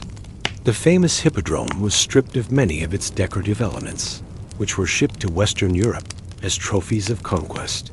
Marriage relationships between Latin settlers and Greek residents created new forms of cultural interaction while also generating social tensions. These mixed marriages often involved significant social and economic negotiations, as families from different traditions struggled to reconcile conflicting customs regarding property rights, religious observance, and child-rearing practices.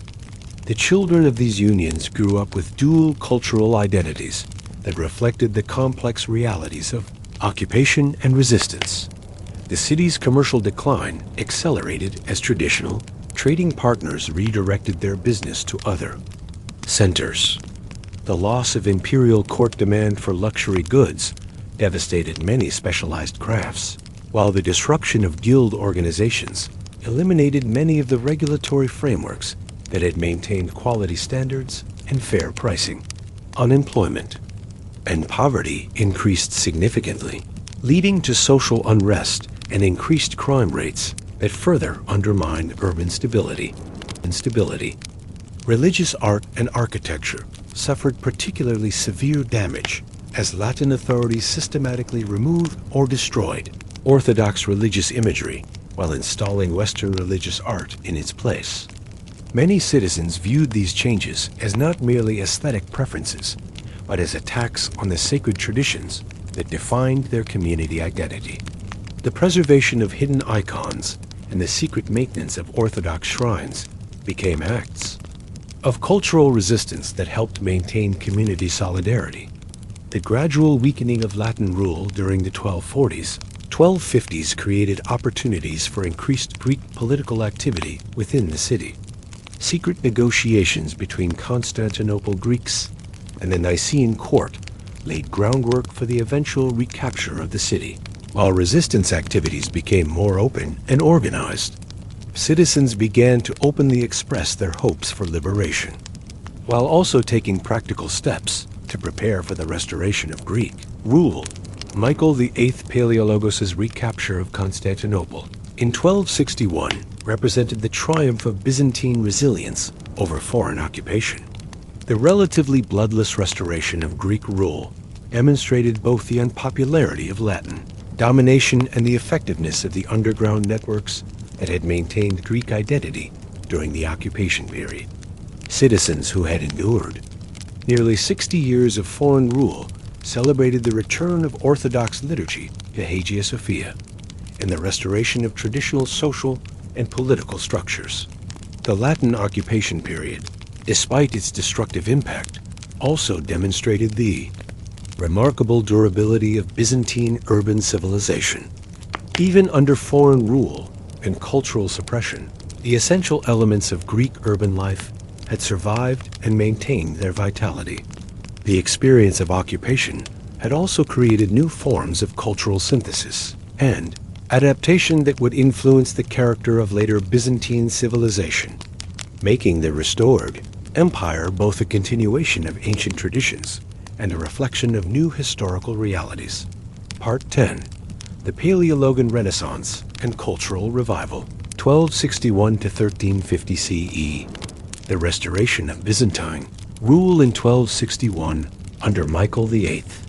Palaiologos marked the beginning of an extraordinary cultural renaissance that transformed Constantinople into one of late medieval Europe's most vibrant intellectual centers.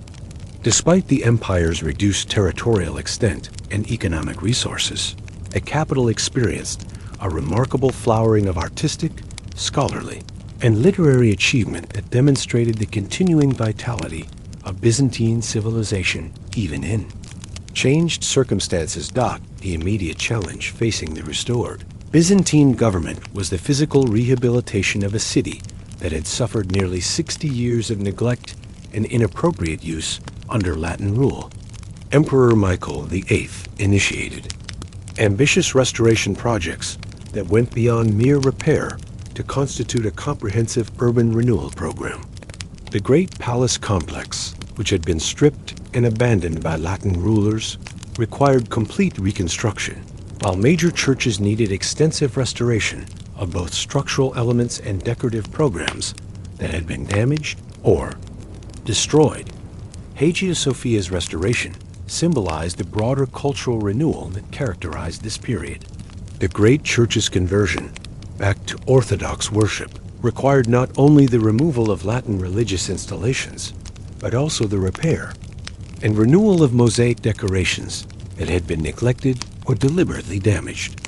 Master craftsmen from across the surviving Greek world converged on Constantinople to participate in these restoration projects, bringing with them artistic techniques and cultural perspectives that had developed in other centers during the period of Latin occupation.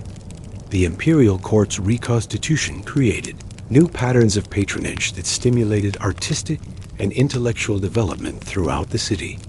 The Palaiologan emperors, conscious of their need to demonstrate legitimacy and continuity with the pre-1204 empire, invested heavily in cultural projects that would restore Constantinople's reputation as the center of Orthodox civilization. This imperial patronage extended beyond the court itself to include support for monasteries, schools, and private scholars whose work contributed to the broader cultural renewal. The monastery of Kora, Kari Kami, rebuilt and redecorated during this period, exemplified the artistic achievement of the Paleologan Renaissance.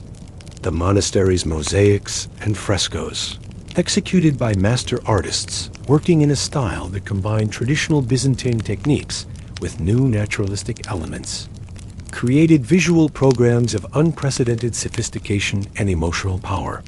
These works attracted visitors from across the Orthodox world and established Constantinople as the leading center for religious art that influenced artistic development from Serbia to Russia.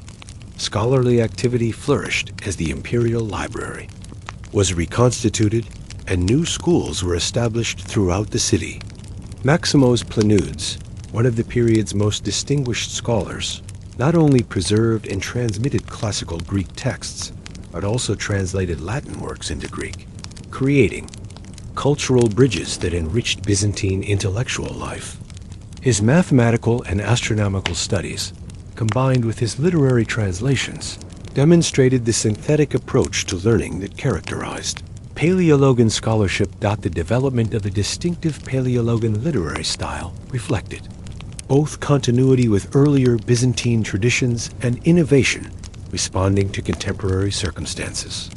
Writers like Nikephoros Gregoris produced historical works that combined classical literary techniques with contemporary analytical methods, creating narratives that served both artistic and documentary purposes. The period also saw the emergence of vernacular Greek literature that appealed to broader audiences, while maintaining connections to learned literary traditions. Legal scholarship experienced a significant revival as Byzantine jurists worked to update and systematize legal codes that had been disrupted during the Latin occupation. The Hexabiblos of Constantine Harmonopoulos, compiled in the mid-14th century, represented the culmination of these efforts to create legal frameworks appropriate for the reduced but still significant territories under Byzantine control. These legal developments influenced not only imperial administration, but also commercial and social relationships throughout the empire. Theological scholarship during this period engaged with both traditional Orthodox concerns and new challenges posed by increased contact with Western scholastic theology. Scholars like Gregory Palamas developed sophisticated theological systems that addressed questions about the nature of divine experience while also responding to Western theological claims. The Hesychist controversy, which dominated much of the 14th century, demonstrated both the vitality of Byzantine theological thought and the continuing importance of Constantinople as a center for Orthodox intellectual development. The city's economic recovery, while never reaching pre-1204 levels, nonetheless supported a renewed commercial and artisanal culture that contributed to the broader cultural renaissance. Guild organizations were re-established with modifications that reflected both traditional Byzantine practices and innovations developed during the occupation period.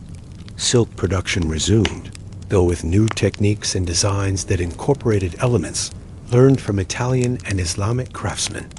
Goldsmithing and other luxury crafts flourished under imperial and aristocratic patronage that supported both traditional techniques and artistic innovation. Diplomatic relationships with both Western, European powers and Islamic states created cultural exchange opportunities that enriched Constantinople's intellectual and artistic life. The emperor's negotiations with the papacy, while ultimately unsuccessful in achieving church reunification, nonetheless facilitated scholarly exchanges that brought Western texts and ideas into contact with Byzantine intellectual traditions. Similarly, diplomatic contacts with Islamic states, particularly the Ottoman Malik, created opportunities for cultural interaction that influenced both artistic and intellectual development.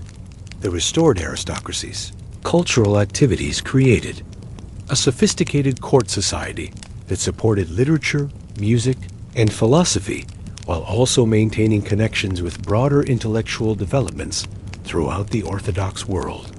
Aristocratic salons provided venues for intellectual discussion and artistic presentation that complemented more formal educational institutions. Private libraries and manuscript collections preserved and transmitted texts that might otherwise have been lost, while patronage relationships supported scholars and artists whose work contributed to the period's cultural achievements. Women's participation in this cultural renaissance extended beyond traditional domestic roles to include significant contributions to religious and intellectual life. Aristocratic women like Anna Paleologina patronized religious foundations and scholarly projects, while also participating directly in intellectual and artistic activities.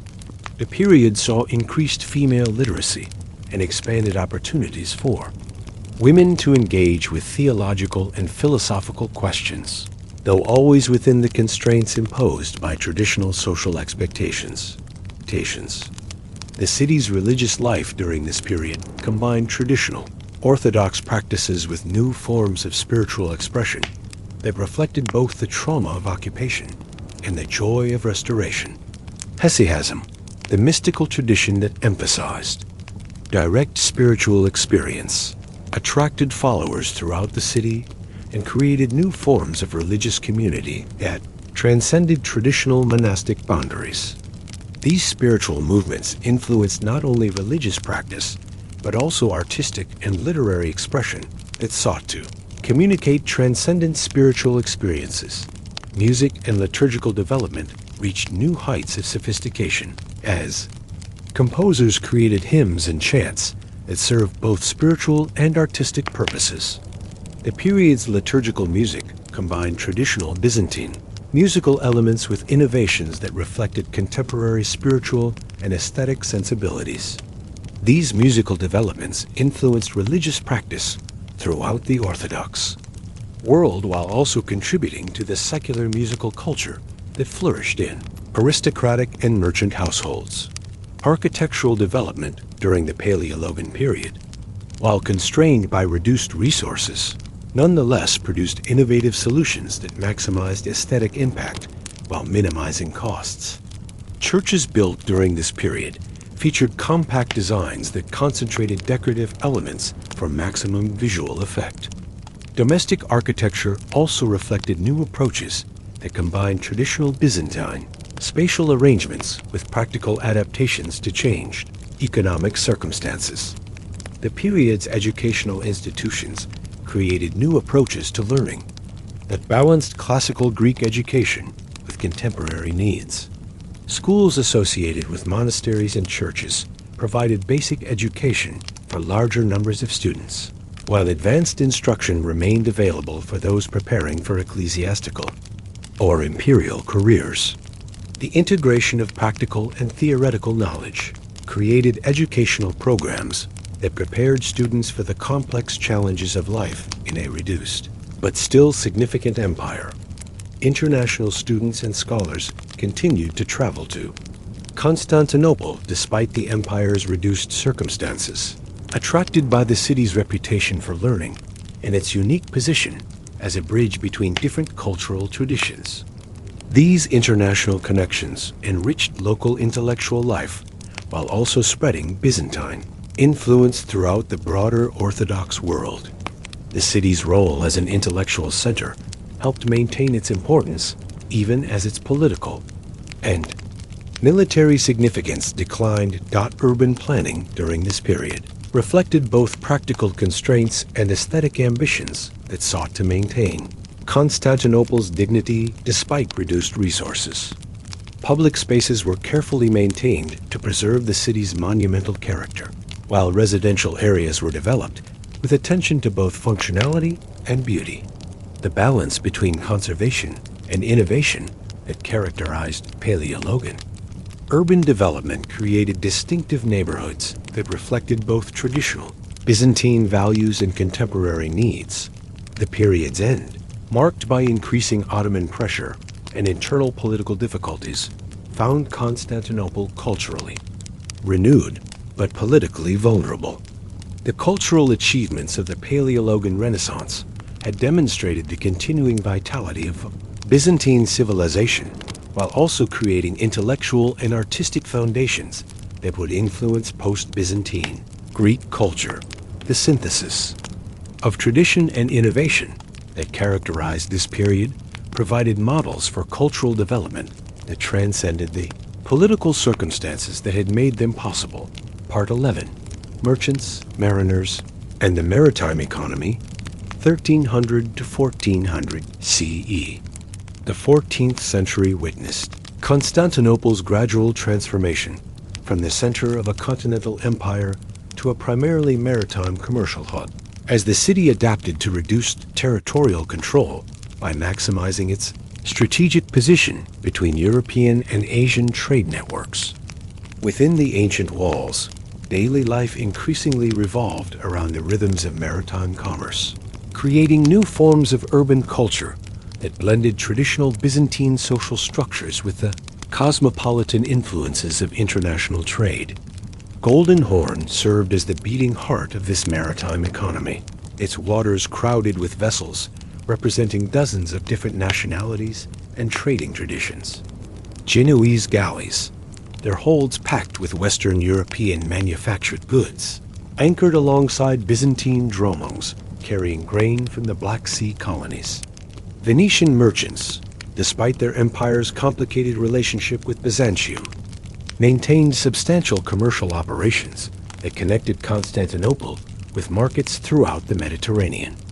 Turkish beyliks sent trading vessels that brought Anatolian products to the city's markets, while also maintaining the diplomatic contacts that were becoming increasingly important for imperial survival. The harbor's organization reflected the complex international relationships that sustained Constantinople's economy. Different nationalities maintained separate commercial quarters, each with its own warehouses, residential areas, and religious institutions. The Genoese quarter at Galata, across the Golden Horn from the main city, had evolved into virtually an independent city-state with its own fortifications and administrative systems. This arrangement created both opportunities for commercial cooperation and potential sources of conflict when different communities' interests diverged. Maritime guilds developed sophisticated organizational structures that regulated not only commercial activities, but also the social relationships that bound maritime communities together. The Guild of Shipowners coordinated vessel construction and maintenance, while also providing mutual insurance against the hazards of sea travel. Sailors' guilds established standards for wages and working conditions, while also maintaining charitable funds that supported families of mariners lost at sea. These organizations created social networks that extended from Constantinople to trading ports throughout the Mediterranean and Black Sea regions. Ship construction within Constantinople combined traditional Byzantine naval architecture with techniques learned from Italian and Islamic shipbuilders.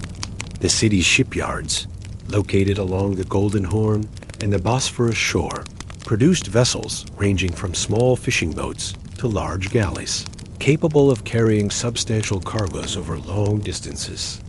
Master shipbuilders jealously guarded their technical knowledge, while also adapting their designs to meet the specific requirements of different types of maritime commerce.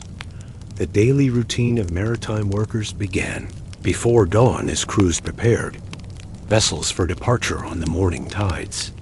Loading and unloading operations required careful coordination between ship crews, dock workers, and warehouse supervisors to ensure that cargoes were properly handled and documented.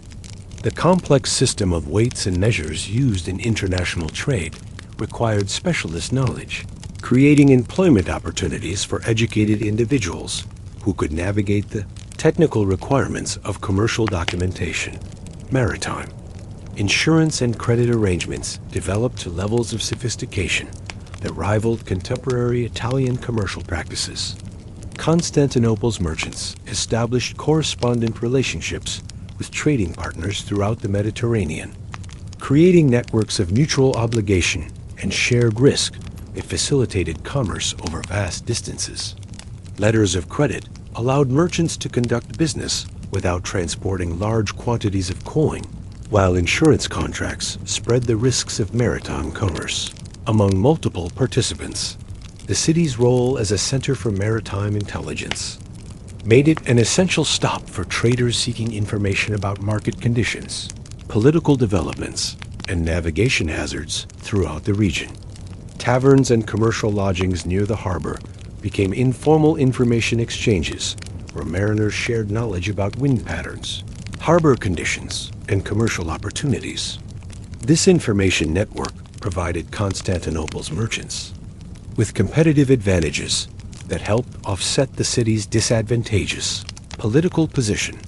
Fishing communities within and around Constantinople maintained traditional practices while also adapting to the opportunities created by increased maritime traffic. Local fishermen not only supplied the city's markets with fresh fish, but also provided essential services to visiting vessels, including pilotage through the Bosphorus's complex currents and tides.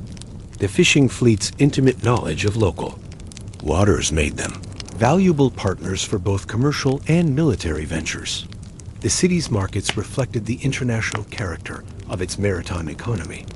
The spice market offered goods from India, Ceylon, and the East Indies that had traveled through multiple hands to reach Constantinople. The textile markets displayed silks from China and Central Asia alongside woolens from Western Europe and cotton fabrics from Egypt.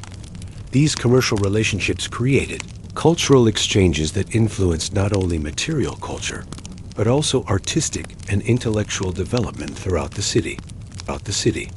Currency exchange operations became increasingly sophisticated as merchants dealt with coins from dozens of different monetary systems. Professional money changers maintained current knowledge of exchange rates while also providing credit services that facilitated international commerce. The Byzantine solidus, though no longer the dominant international currency it had once been, still commanded respect for its gold content and consistent purity, making it valuable in international transactions. Maritime law developed to address the complex legal issues arising from international commerce conducted under multiple legal jurisdictions. Byzantine courts handled disputes involving local merchants, while foreign commercial communities maintained their own legal systems for internal matters. International commercial disputes required diplomatic negotiations that combined legal precedents with practical considerations of maintaining profitable trading relationships. The seasonal rhythms of maritime commerce structured much of Constantinople's yearly calendar. Spring brought the renewal of intensive trading activity as winter storms subsided and navigation became safer. Summer provided the most active trading period, with vessels arriving almost daily, carrying goods destined for markets throughout the region. Autumn required intensive preparation for winter storage and the reduced commercial activity that winter weather imposed on maritime transportation. Women's participation in maritime commerce extended beyond traditional domestic roles to include direct involvement in commercial operations. Merchant widows often continued their husbands' businesses, while some women established independent trading operations that served specialized markets. The textile trade, in particular, provided opportunities for women to participate in international commerce while maintaining social respectability within traditional cultural frameworks. The integration of maritime and religious life reflected the dangers inherent in sea travel and the spiritual needs of communities whose livelihoods depended on safe voyages. Churches near the harbor specialized in services for mariners, offering prayers for safe voyages and Thanksgiving celebrations for successful returns. Religious festivals often included ceremonies blessing vessels and crews, while patron saints of sailors received special veneration from maritime communities. Shipboard life for merchants and crew. Members created temporary communities that brought together individuals from diverse cultural backgrounds. Long voyages required cooperation across linguistic and religious boundaries, creating interpersonal relationships that often transcended the formal commercial arrangements that had brought crews together. These shipboard experiences contributed to the cosmopolitan character that distinguished Constantinople's maritime population from more traditional land-based communities. Navigation techniques combined traditional knowledge passed down through generations of mariners with newer methods learned through contact with Arab and Western navigators. The use of compasses, still relatively new technology, supplemented traditional methods of celestial navigation and landmark recognition. Charts and sailing directions were closely guarded commercial secrets that provided competitive advantages to those who possessed accurate information about winds, currents, and harbor approaches. The city's position as a gateway between the Black Sea and Mediterranean regions created opportunities for commodity trading that required sophisticated understanding of regional production patterns and market demands. Merchants specialized in particular commodities developed expert knowledge that enabled them to anticipate market fluctuations and position themselves advantageously for profitable transactions. This specialization created commercial networks that extended from producers to final consumers across multiple regions. Diplomatic relationships increasingly reflected commercial considerations as the empire's survival depended more on maintaining profitable trading relationships and on traditional political alliances. Imperial officials worked to balance competing commercial interests while also maintaining the delicate diplomatic relationships necessary for imperial survival. These efforts required intimate understanding of both commercial and political considerations that made diplomacy an increasingly complex undertaking. By the end of the 14th century, Constantinople had successfully adapted to its reduced territorial circumstances by maximizing its advantages as a maritime commercial center. The city's merchants and mariners had created commercial networks and institutional arrangements that maintained prosperity despite the empire's political weakness. This maritime economy provided both the resources and the international connections that would prove essential as the empire faced the increasing Ottoman pressure that would dominate the 15th century. Part 12. Art, Architecture, and the Aesthetic Life, 1350 to 1400 CE.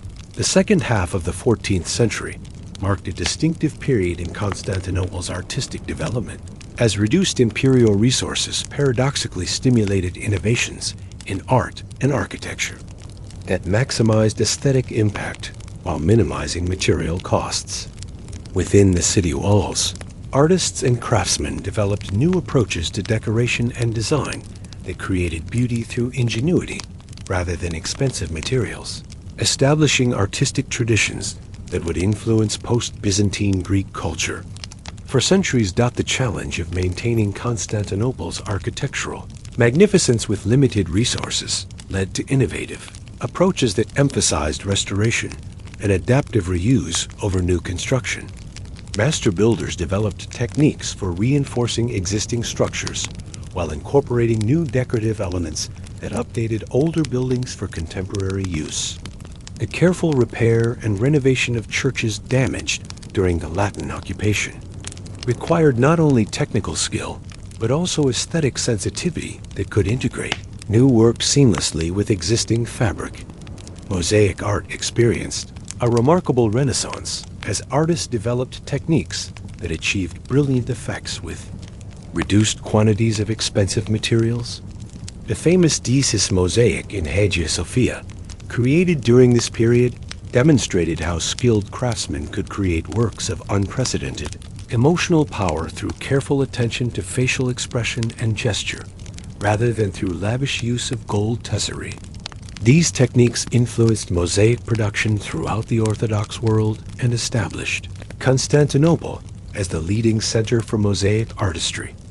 Manuscript illumination reached new heights of sophistication as scribes and illuminators working in the city's scriptoriums developed distinctive styles that combined traditional Byzantine iconographic programs with innovative approaches to page design and decoration. The Paris Psalter and other luxury manuscripts produced during this period demonstrated how skilled artisans could create works of extraordinary beauty despite economic constraints. These manuscripts were prized throughout Europe and provided important sources of income for the imperial treasury.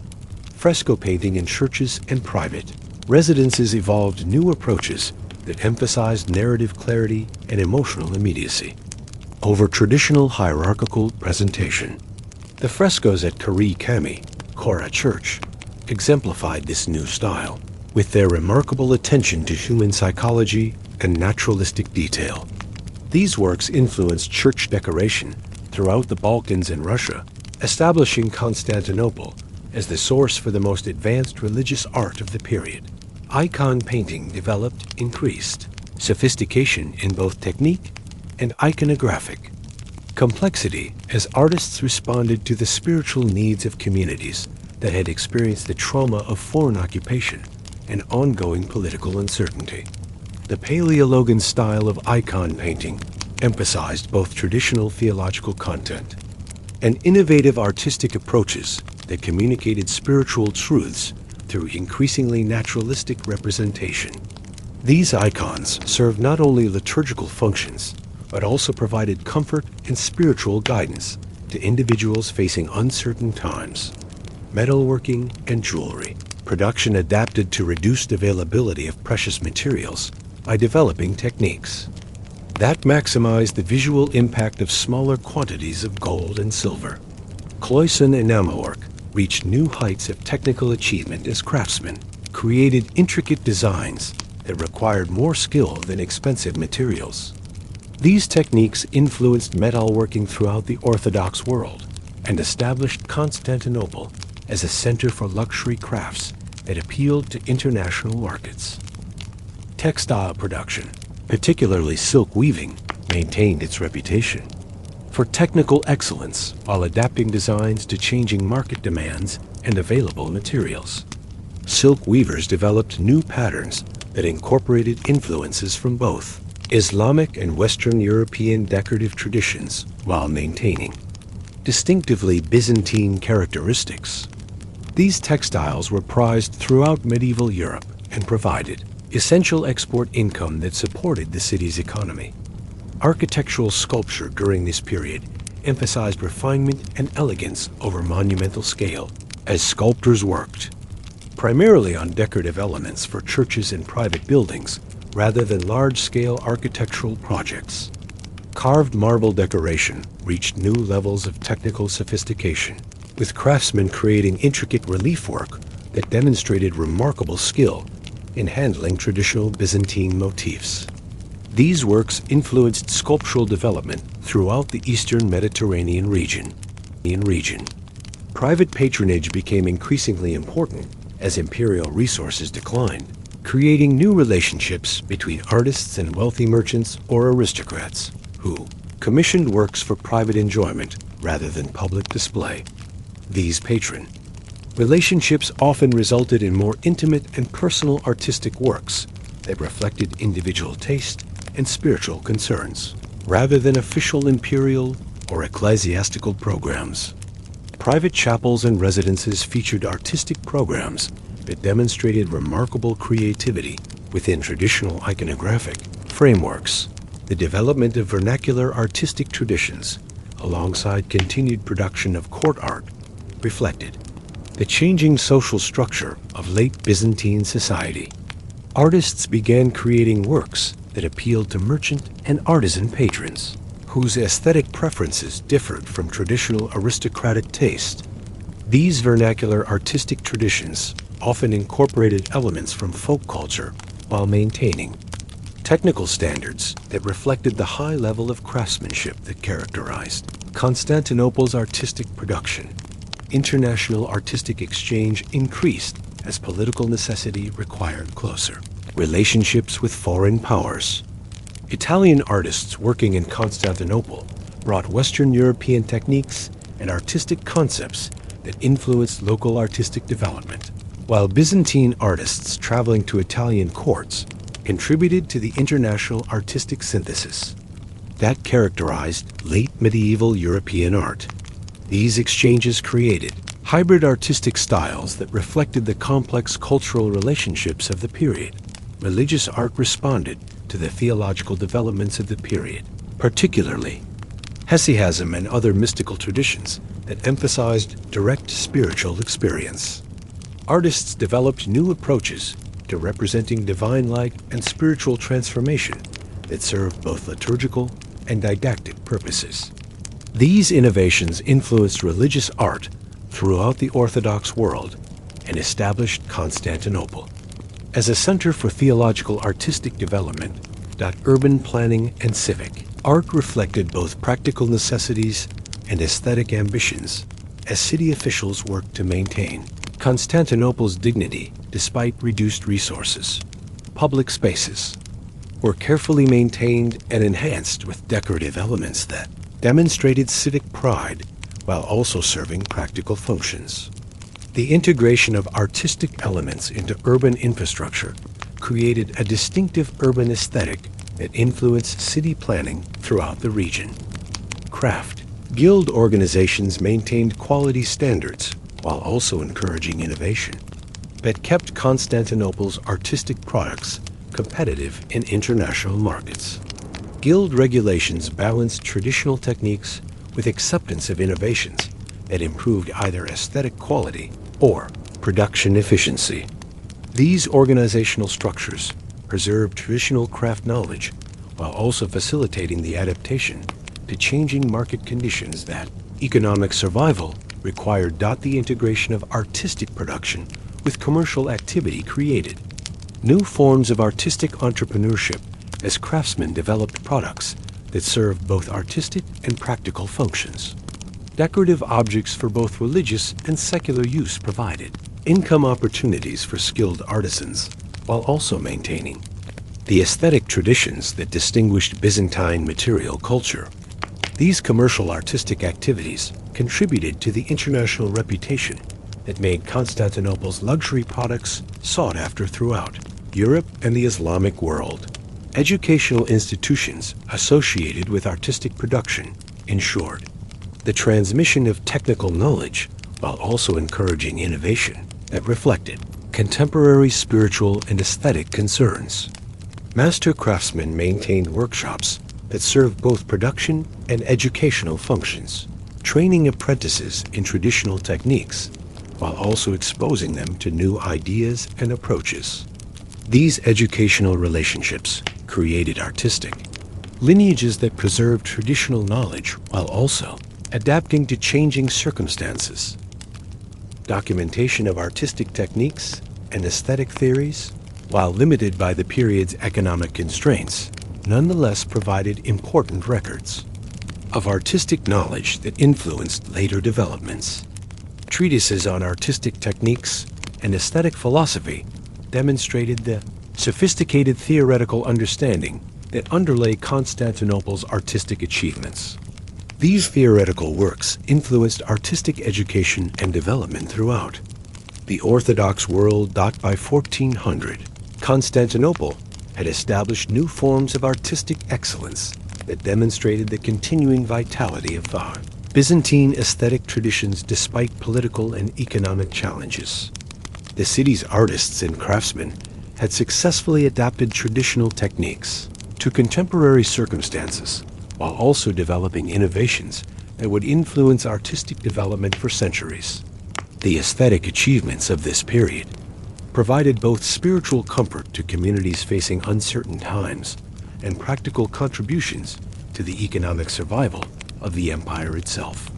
Part 13. Religious. Devotion and spiritual life in the late empire, 1400 to 1450 CE. The first half of the 5th-10th century witnessed an intensification of religious life within Constantinople's walls, as citizens facing mounting political pressures and economic uncertainties sought spiritual comfort and divine protection through increasingly sophisticated forms of devotional practice. The approach of Ottoman forces and the empire's obvious military weakness created a spiritual crisis that deepened traditional religious observances while also encouraging new forms of mystical experience and community religious activity. Hagia Sophia remained the spiritual center of this intensified religious life, its daily liturgical cycle attracting worshippers from across the city's social spectrum. The great church's morning services often filled to capacity as citizens sought divine protection for their city and empire through participation in the ancient liturgies that had sanctified Constantinople for over 1,000 years. The emperor's continued participation in major liturgical celebrations provided visible symbols of continuity with the glorious past, while also demonstrating imperial commitment to Orthodox faith despite pressure for church union with Rome. The Hesychist tradition, which emphasized direct mystical experience of divine light, attracted increasing numbers of practitioners as traditional forms of political and economic security proved inadequate to address contemporary challenges. Monastic communities within the city adopted Hesychist practices for lay practitioners, creating spiritual exercises that provided both individual comfort and community solidarity. These mystical practices often involved elaborate breathing techniques and repetitive prayers that induced altered states of consciousness understood as direct communication with divine presence. Neighborhood churches throughout the city experienced renewed vitality as local religious communities intensified their devotional activities in response to external threats. Parish priests reported increased attendance at daily services, while religious confraternities organized additional prayers and charitable activities that strengthened community bonds. These local religious communities often centered around particular patron saints whose intercession was sought for protection against specific dangers facing the city and its inhabitants.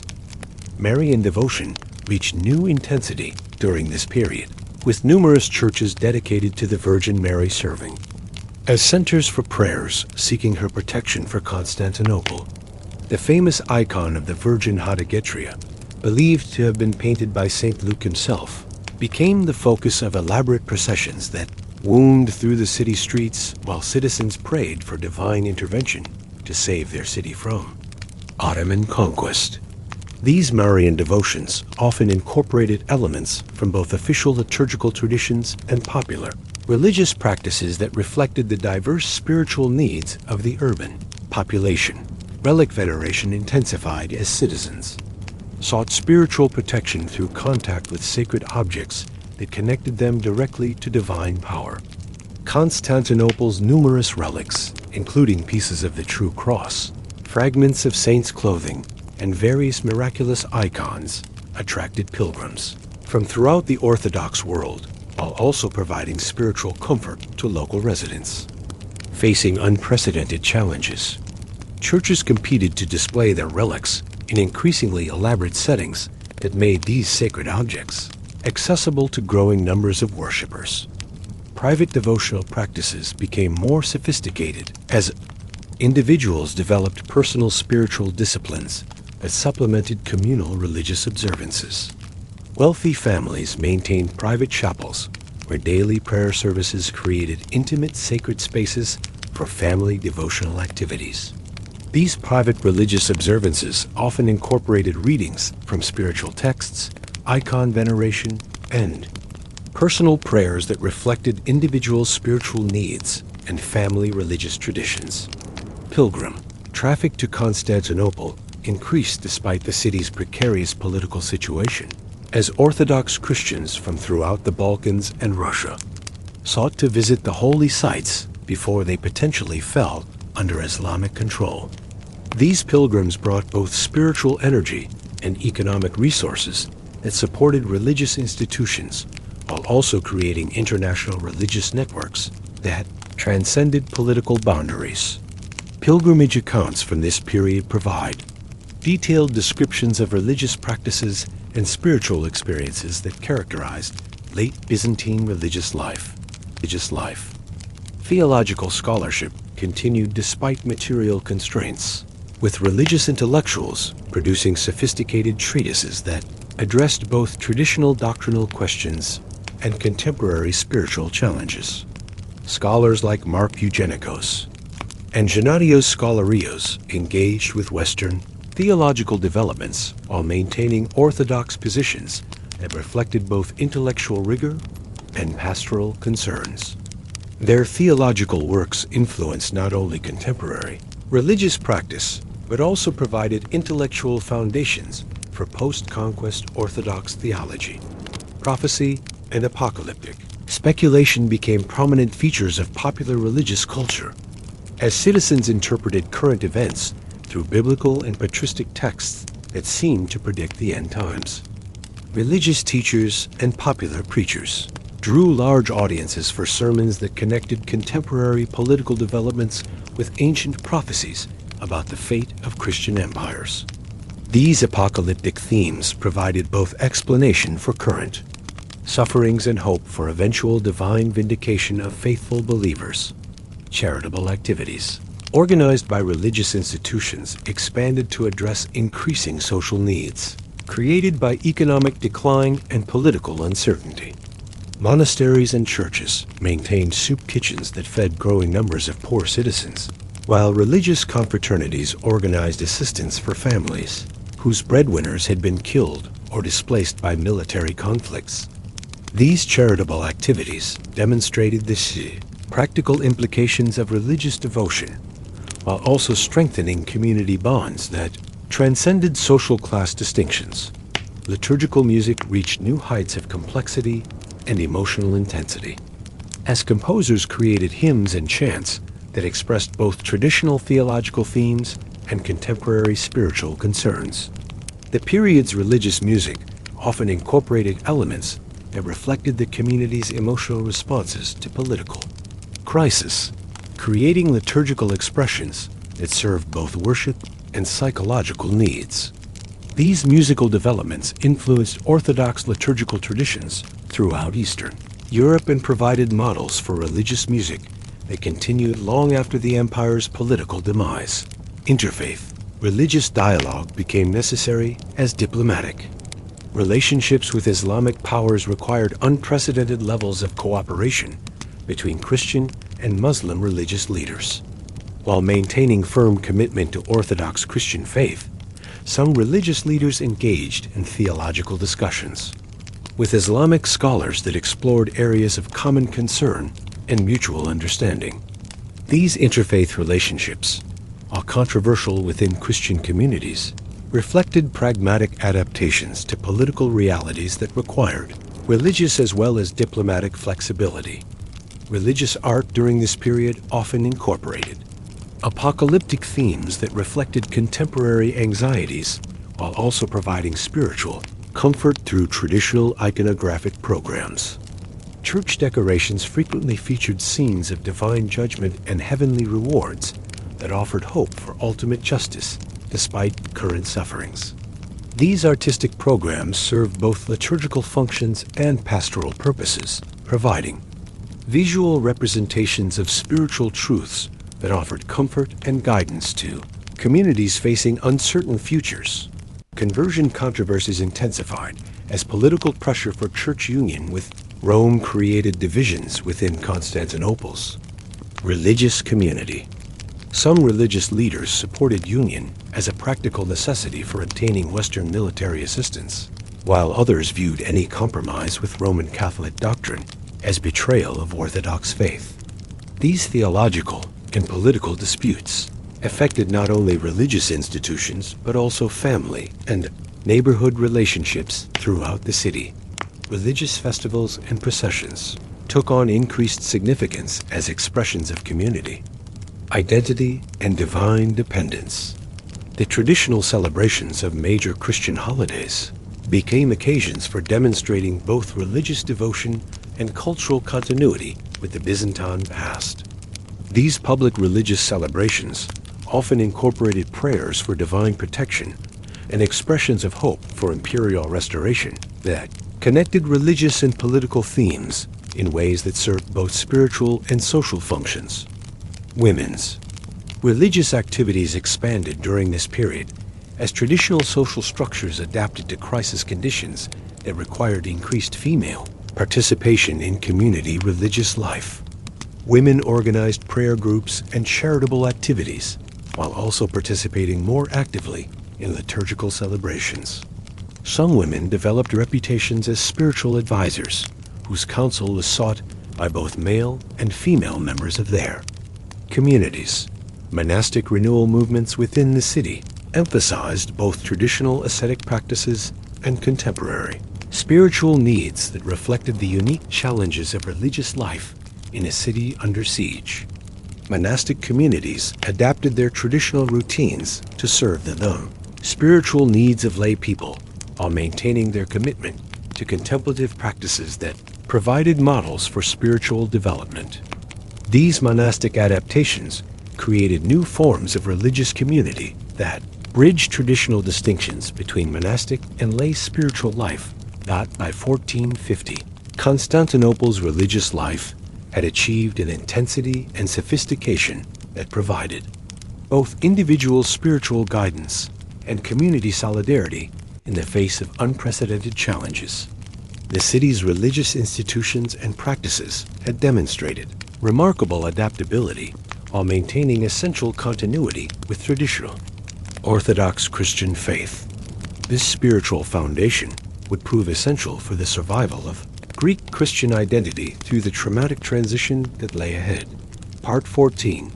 The Final Siege and the End of an Empire, 1451 to 1453 CE. The final years of the Byzantine Empire transformed Constantinople into a city under siege, where daily life balanced between desperate hope and growing acceptance of inevitable catastrophe. Sultan Mehmed II's ascension to the Ottoman throne in 1451 marked the beginning of systematic preparations for the final assault on Christianity's last bastion in the East, creating an atmosphere of mounting tension that affected every aspect of urban existence within the ancient walls. Emperor Constantine XI, Palaiologos' accession in 1449, had briefly raised hopes for imperial revival, but his limited resources and the empire's desperate diplomatic position soon became apparent to all residents of the capital. The emperor's attempts to secure Western military assistance through acceptance of church union with Rome created bitter divisions within Constantinople's population, with many citizens viewing religious compromise as a betrayal worse than political defeat. These theological controversies poisoned community relationships and undermined the solidarity that would have been essential for successful defense of the city. The construction of Rumeli Hisari, Mehmed's fortress on the Bosphorus, during 1452, provided daily visible evidence of Ottoman preparations for siege. Citizens could watch from the city walls as thousands of Ottoman workers labored to complete fortifications that would control shipping through the straits and isolate Constantinople from potential assistance from Genoese colonies in the Black Sea.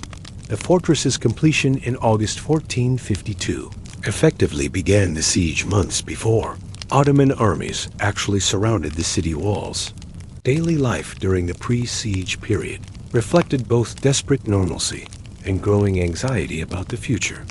Markets continued to function, but prices rose steadily as supplies became increasingly difficult to obtain. Artisan workshops maintained production, but many craftsmen began hiding their valuable tools and materials against the day when the city might fall to Ottoman assault. Religious services continued with even greater intensity than usual, as citizens sought divine intervention that might preserve their city and civilization. The city's population during these final years included substantial numbers of refugees from other parts of the Byzantine Empire and foreign volunteers who had come to participate in what many viewed as Christianity's last stand in the East. These newcomers strained the city's limited resources while also providing additional defenders for the walls. Genoese and Venetian merchants maintained their commercial operations almost until the final siege began, their presence providing both economic stability and potential sources of military assistance. Military preparations for the expected siege. revealed both the dedication and the limitations of Constantinople's defenders. Emperor Constantine XI worked tirelessly to improve the city's fortifications, repairing walls and adding new defensive features where resources permitted. The emperor's personal leadership in these preparations inspired tremendous loyalty among his subjects, who recognized his commitment to defending their city regardless of personal cost. However, the limited number of defenders, probably fewer than 8,000 men, capable of bearing arms, made adequate defense of the massive walls virtually impossible. The arrival of Giustiniani, and his Genoese volunteers in January 1453 provided both military expertise and psychological encouragement for Constantinople's defenders. Giustiniani's reputation as a military engineer and his experience in siege warfare gave hope that professional leadership might compensate for numerical disadvantages. His systematic inspection and improvement of the city's defenses demonstrated the possibility of successful resistance, while also revealing the magnitude of the challenges facing the defenders. The sieges beginning in early April 1453 transformed daily life completely, as citizens found themselves trapped within walls, surrounded by an Ottoman army estimated at over 100,000 men. The massive Ottoman camp that stretched from the Golden Horn to the Sea of Marmara provided constant visual evidence of the overwhelming forces arrayed against the city. The sound of Ottoman military preparations, the construction of siege works, the movement of artillery, and the calls of muezzins from the besiegers' camp created a constant reminder of the city's desperate situation. Food supplies became critically important as the siege prevented normal provisioning from the surrounding countryside. Citizens organized rationing systems that attempted to distribute available food fairly while maintaining adequate nutrition for the defenders manning the walls. Gardens within the city were intensively cultivated to provide fresh vegetables, while fishing in the Golden Horn continued despite the dangers posed by Ottoman naval forces. Religious institutions opened their doors to help feed the population, demonstrating practical Christianity in the face of mortal danger. The psychological impact of the siege affected different groups within the population in various ways. Some citizens maintained optimistic confidence that divine intervention or Western assistance would preserve their city, while others began making practical preparations for life under Ottoman rule. Many families sent their most valuable possessions to hiding places outside the city or entrusted them to foreign merchants, who might be able to preserve them regardless of the siege's outcome. Ottoman artillery bombardment, beginning with the massive cannon constructed by the Hungarian engineer Orban, created unprecedented challenges for both military defenders and civilian population. The psychological impact of these enormous guns, whose shots could be heard for miles, was perhaps greater than their actual military effectiveness. Citizens learned to recognize the sounds that preceded cannonball impacts and developed routines for seeking shelter when bombardments intensified. The constant noise and vibration from artillery fire created stress that affected everyone within the walls. Religious observances during the siege took on extraordinary intensity as citizens sought divine protection through increased prayer and penance. Processions carrying sacred icons and relics around the city walls were understood as both expressions of faith and practical contributions to the city's defense.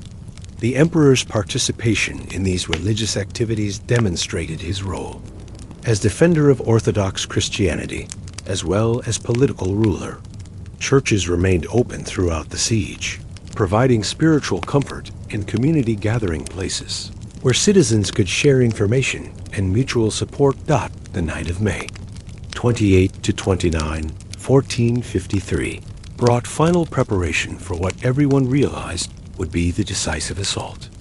Citizens who had maintained hope throughout the siege made final prayers and said what they believed might be farewell to family members and friends.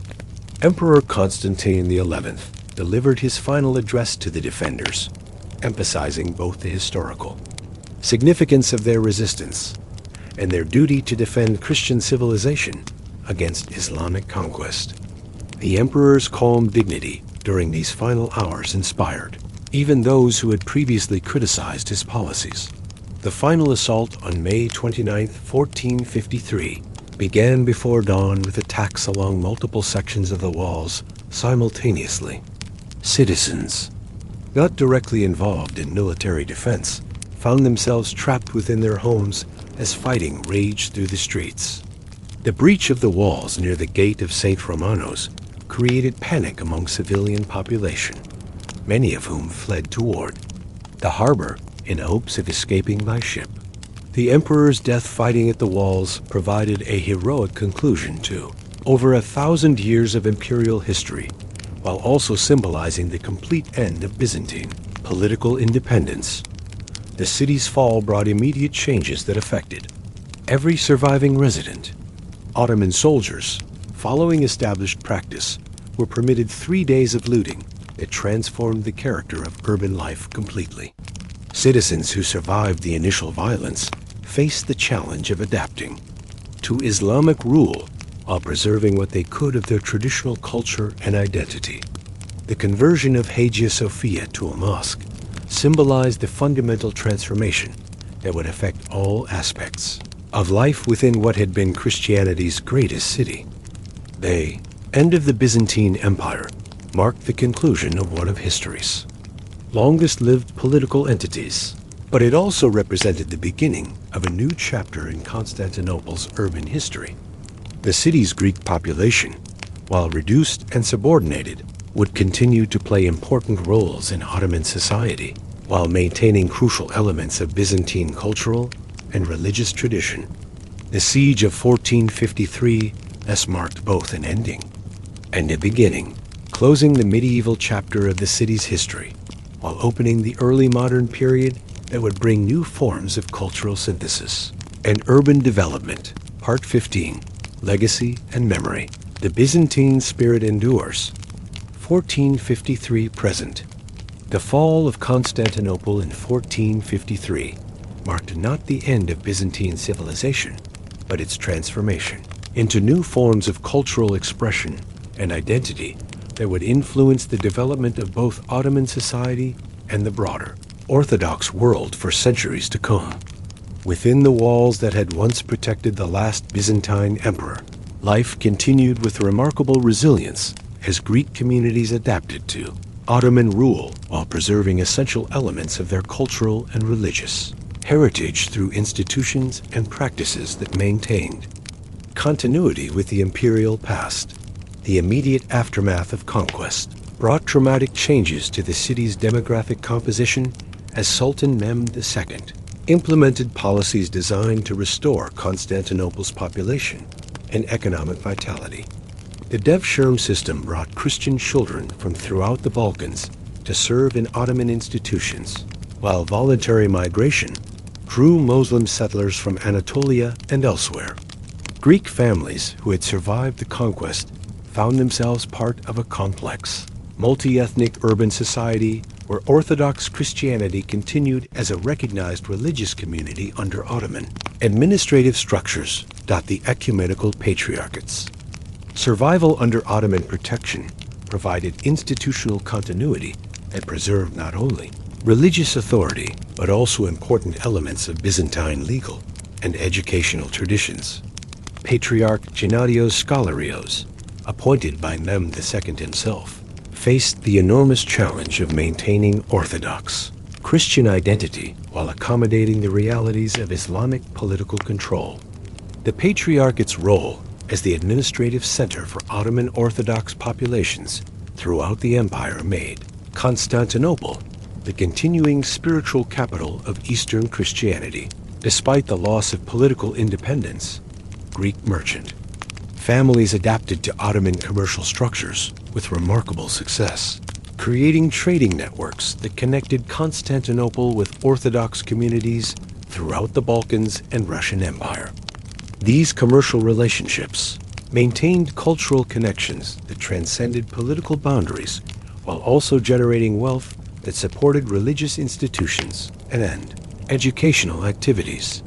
The Phanar district became the center of Greek commercial and intellectual life, its wealthy families wielding influence within Ottoman administrative structures while maintaining their Orthodox Christian identity.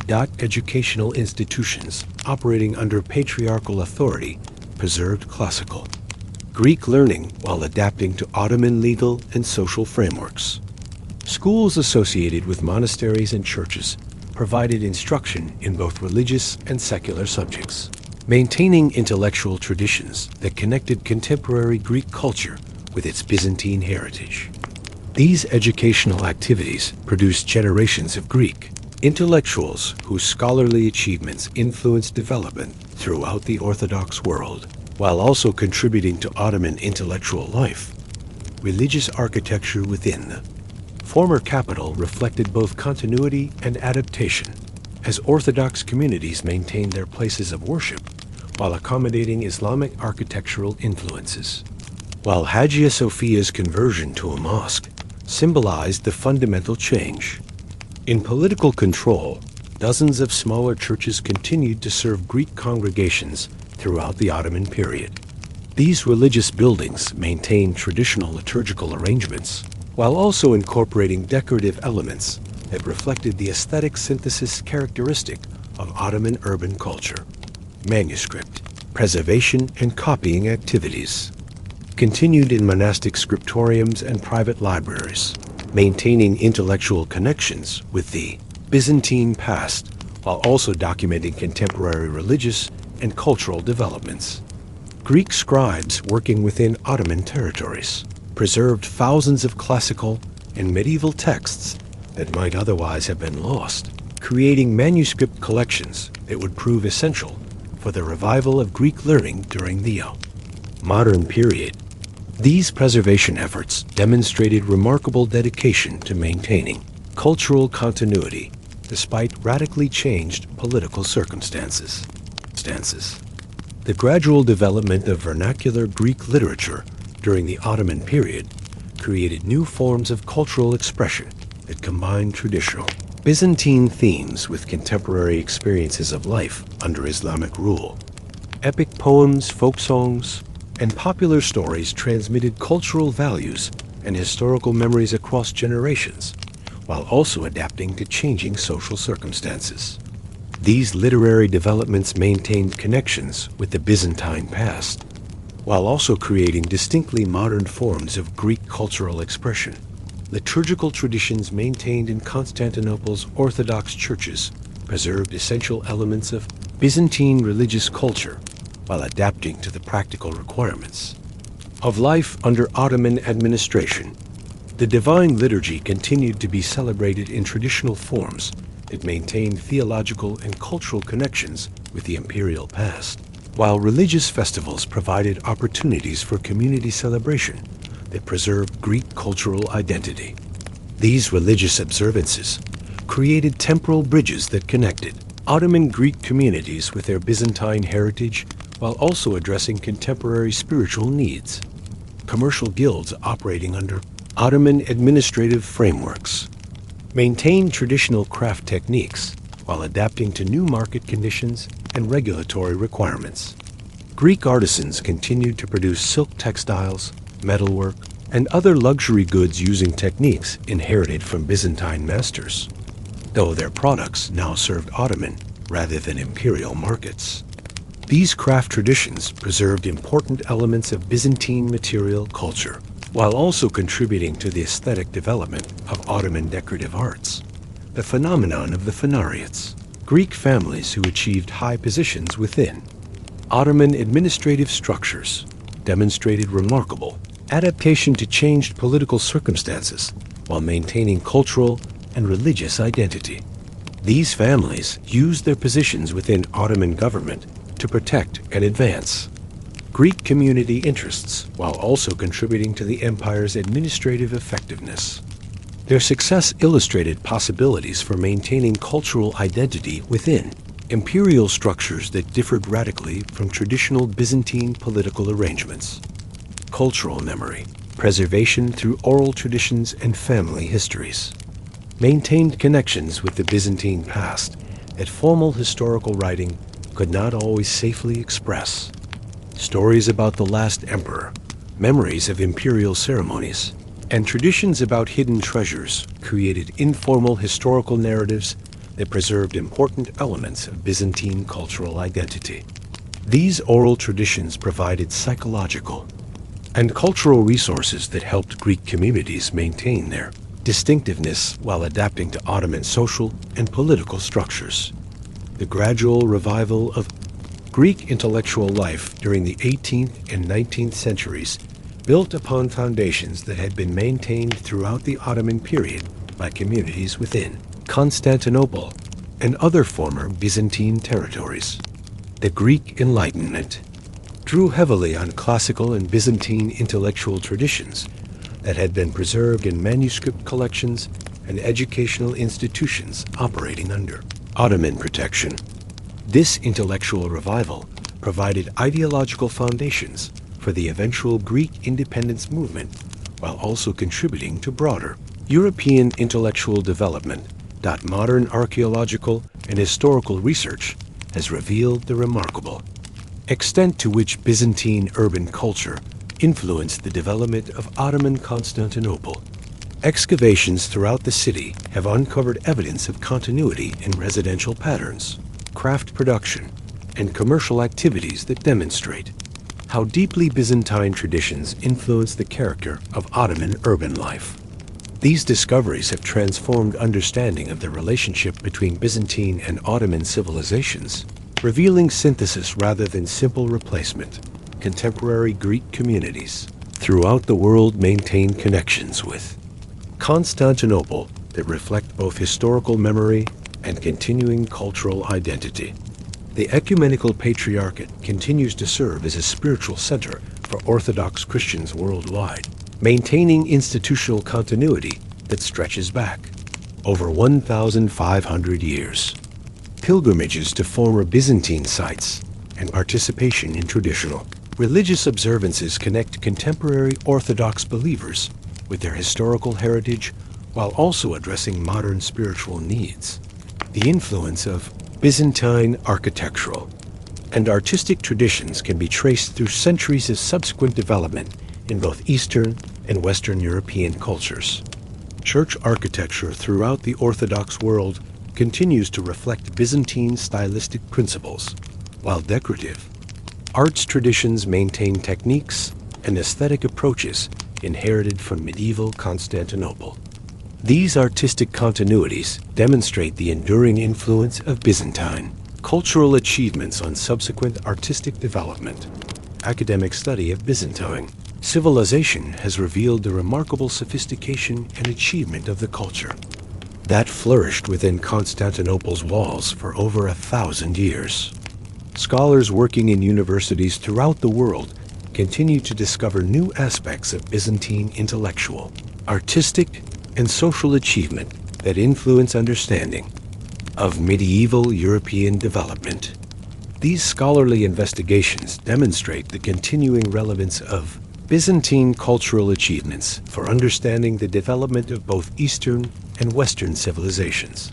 Istanbul's modern status as a major international city reflects both its geographical advantages and the cultural foundations established during its Byzantine period. The city's role as a bridge between Europe and Asia continues patterns established during the imperial period, while its cultural diversity reflects traditions of tolerance and synthesis that characterized Byzantine urban culture. Contemporary Istanbul thus represents both continuity and transformation, maintaining connections with its Byzantine past while also embracing its role as a modern international metropolis. The enduring fascination with Byzantine Constantinople in popular culture, literature, and historical imagination demonstrates the continuing power of this civilization to capture human imagination.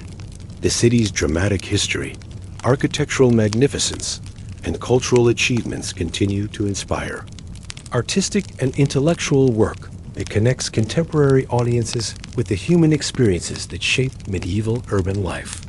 This continuing cultural influence suggests that Byzantine, Constantinople's significance extends far beyond its historical period to address universal human concerns about community, faith, and cultural achievement.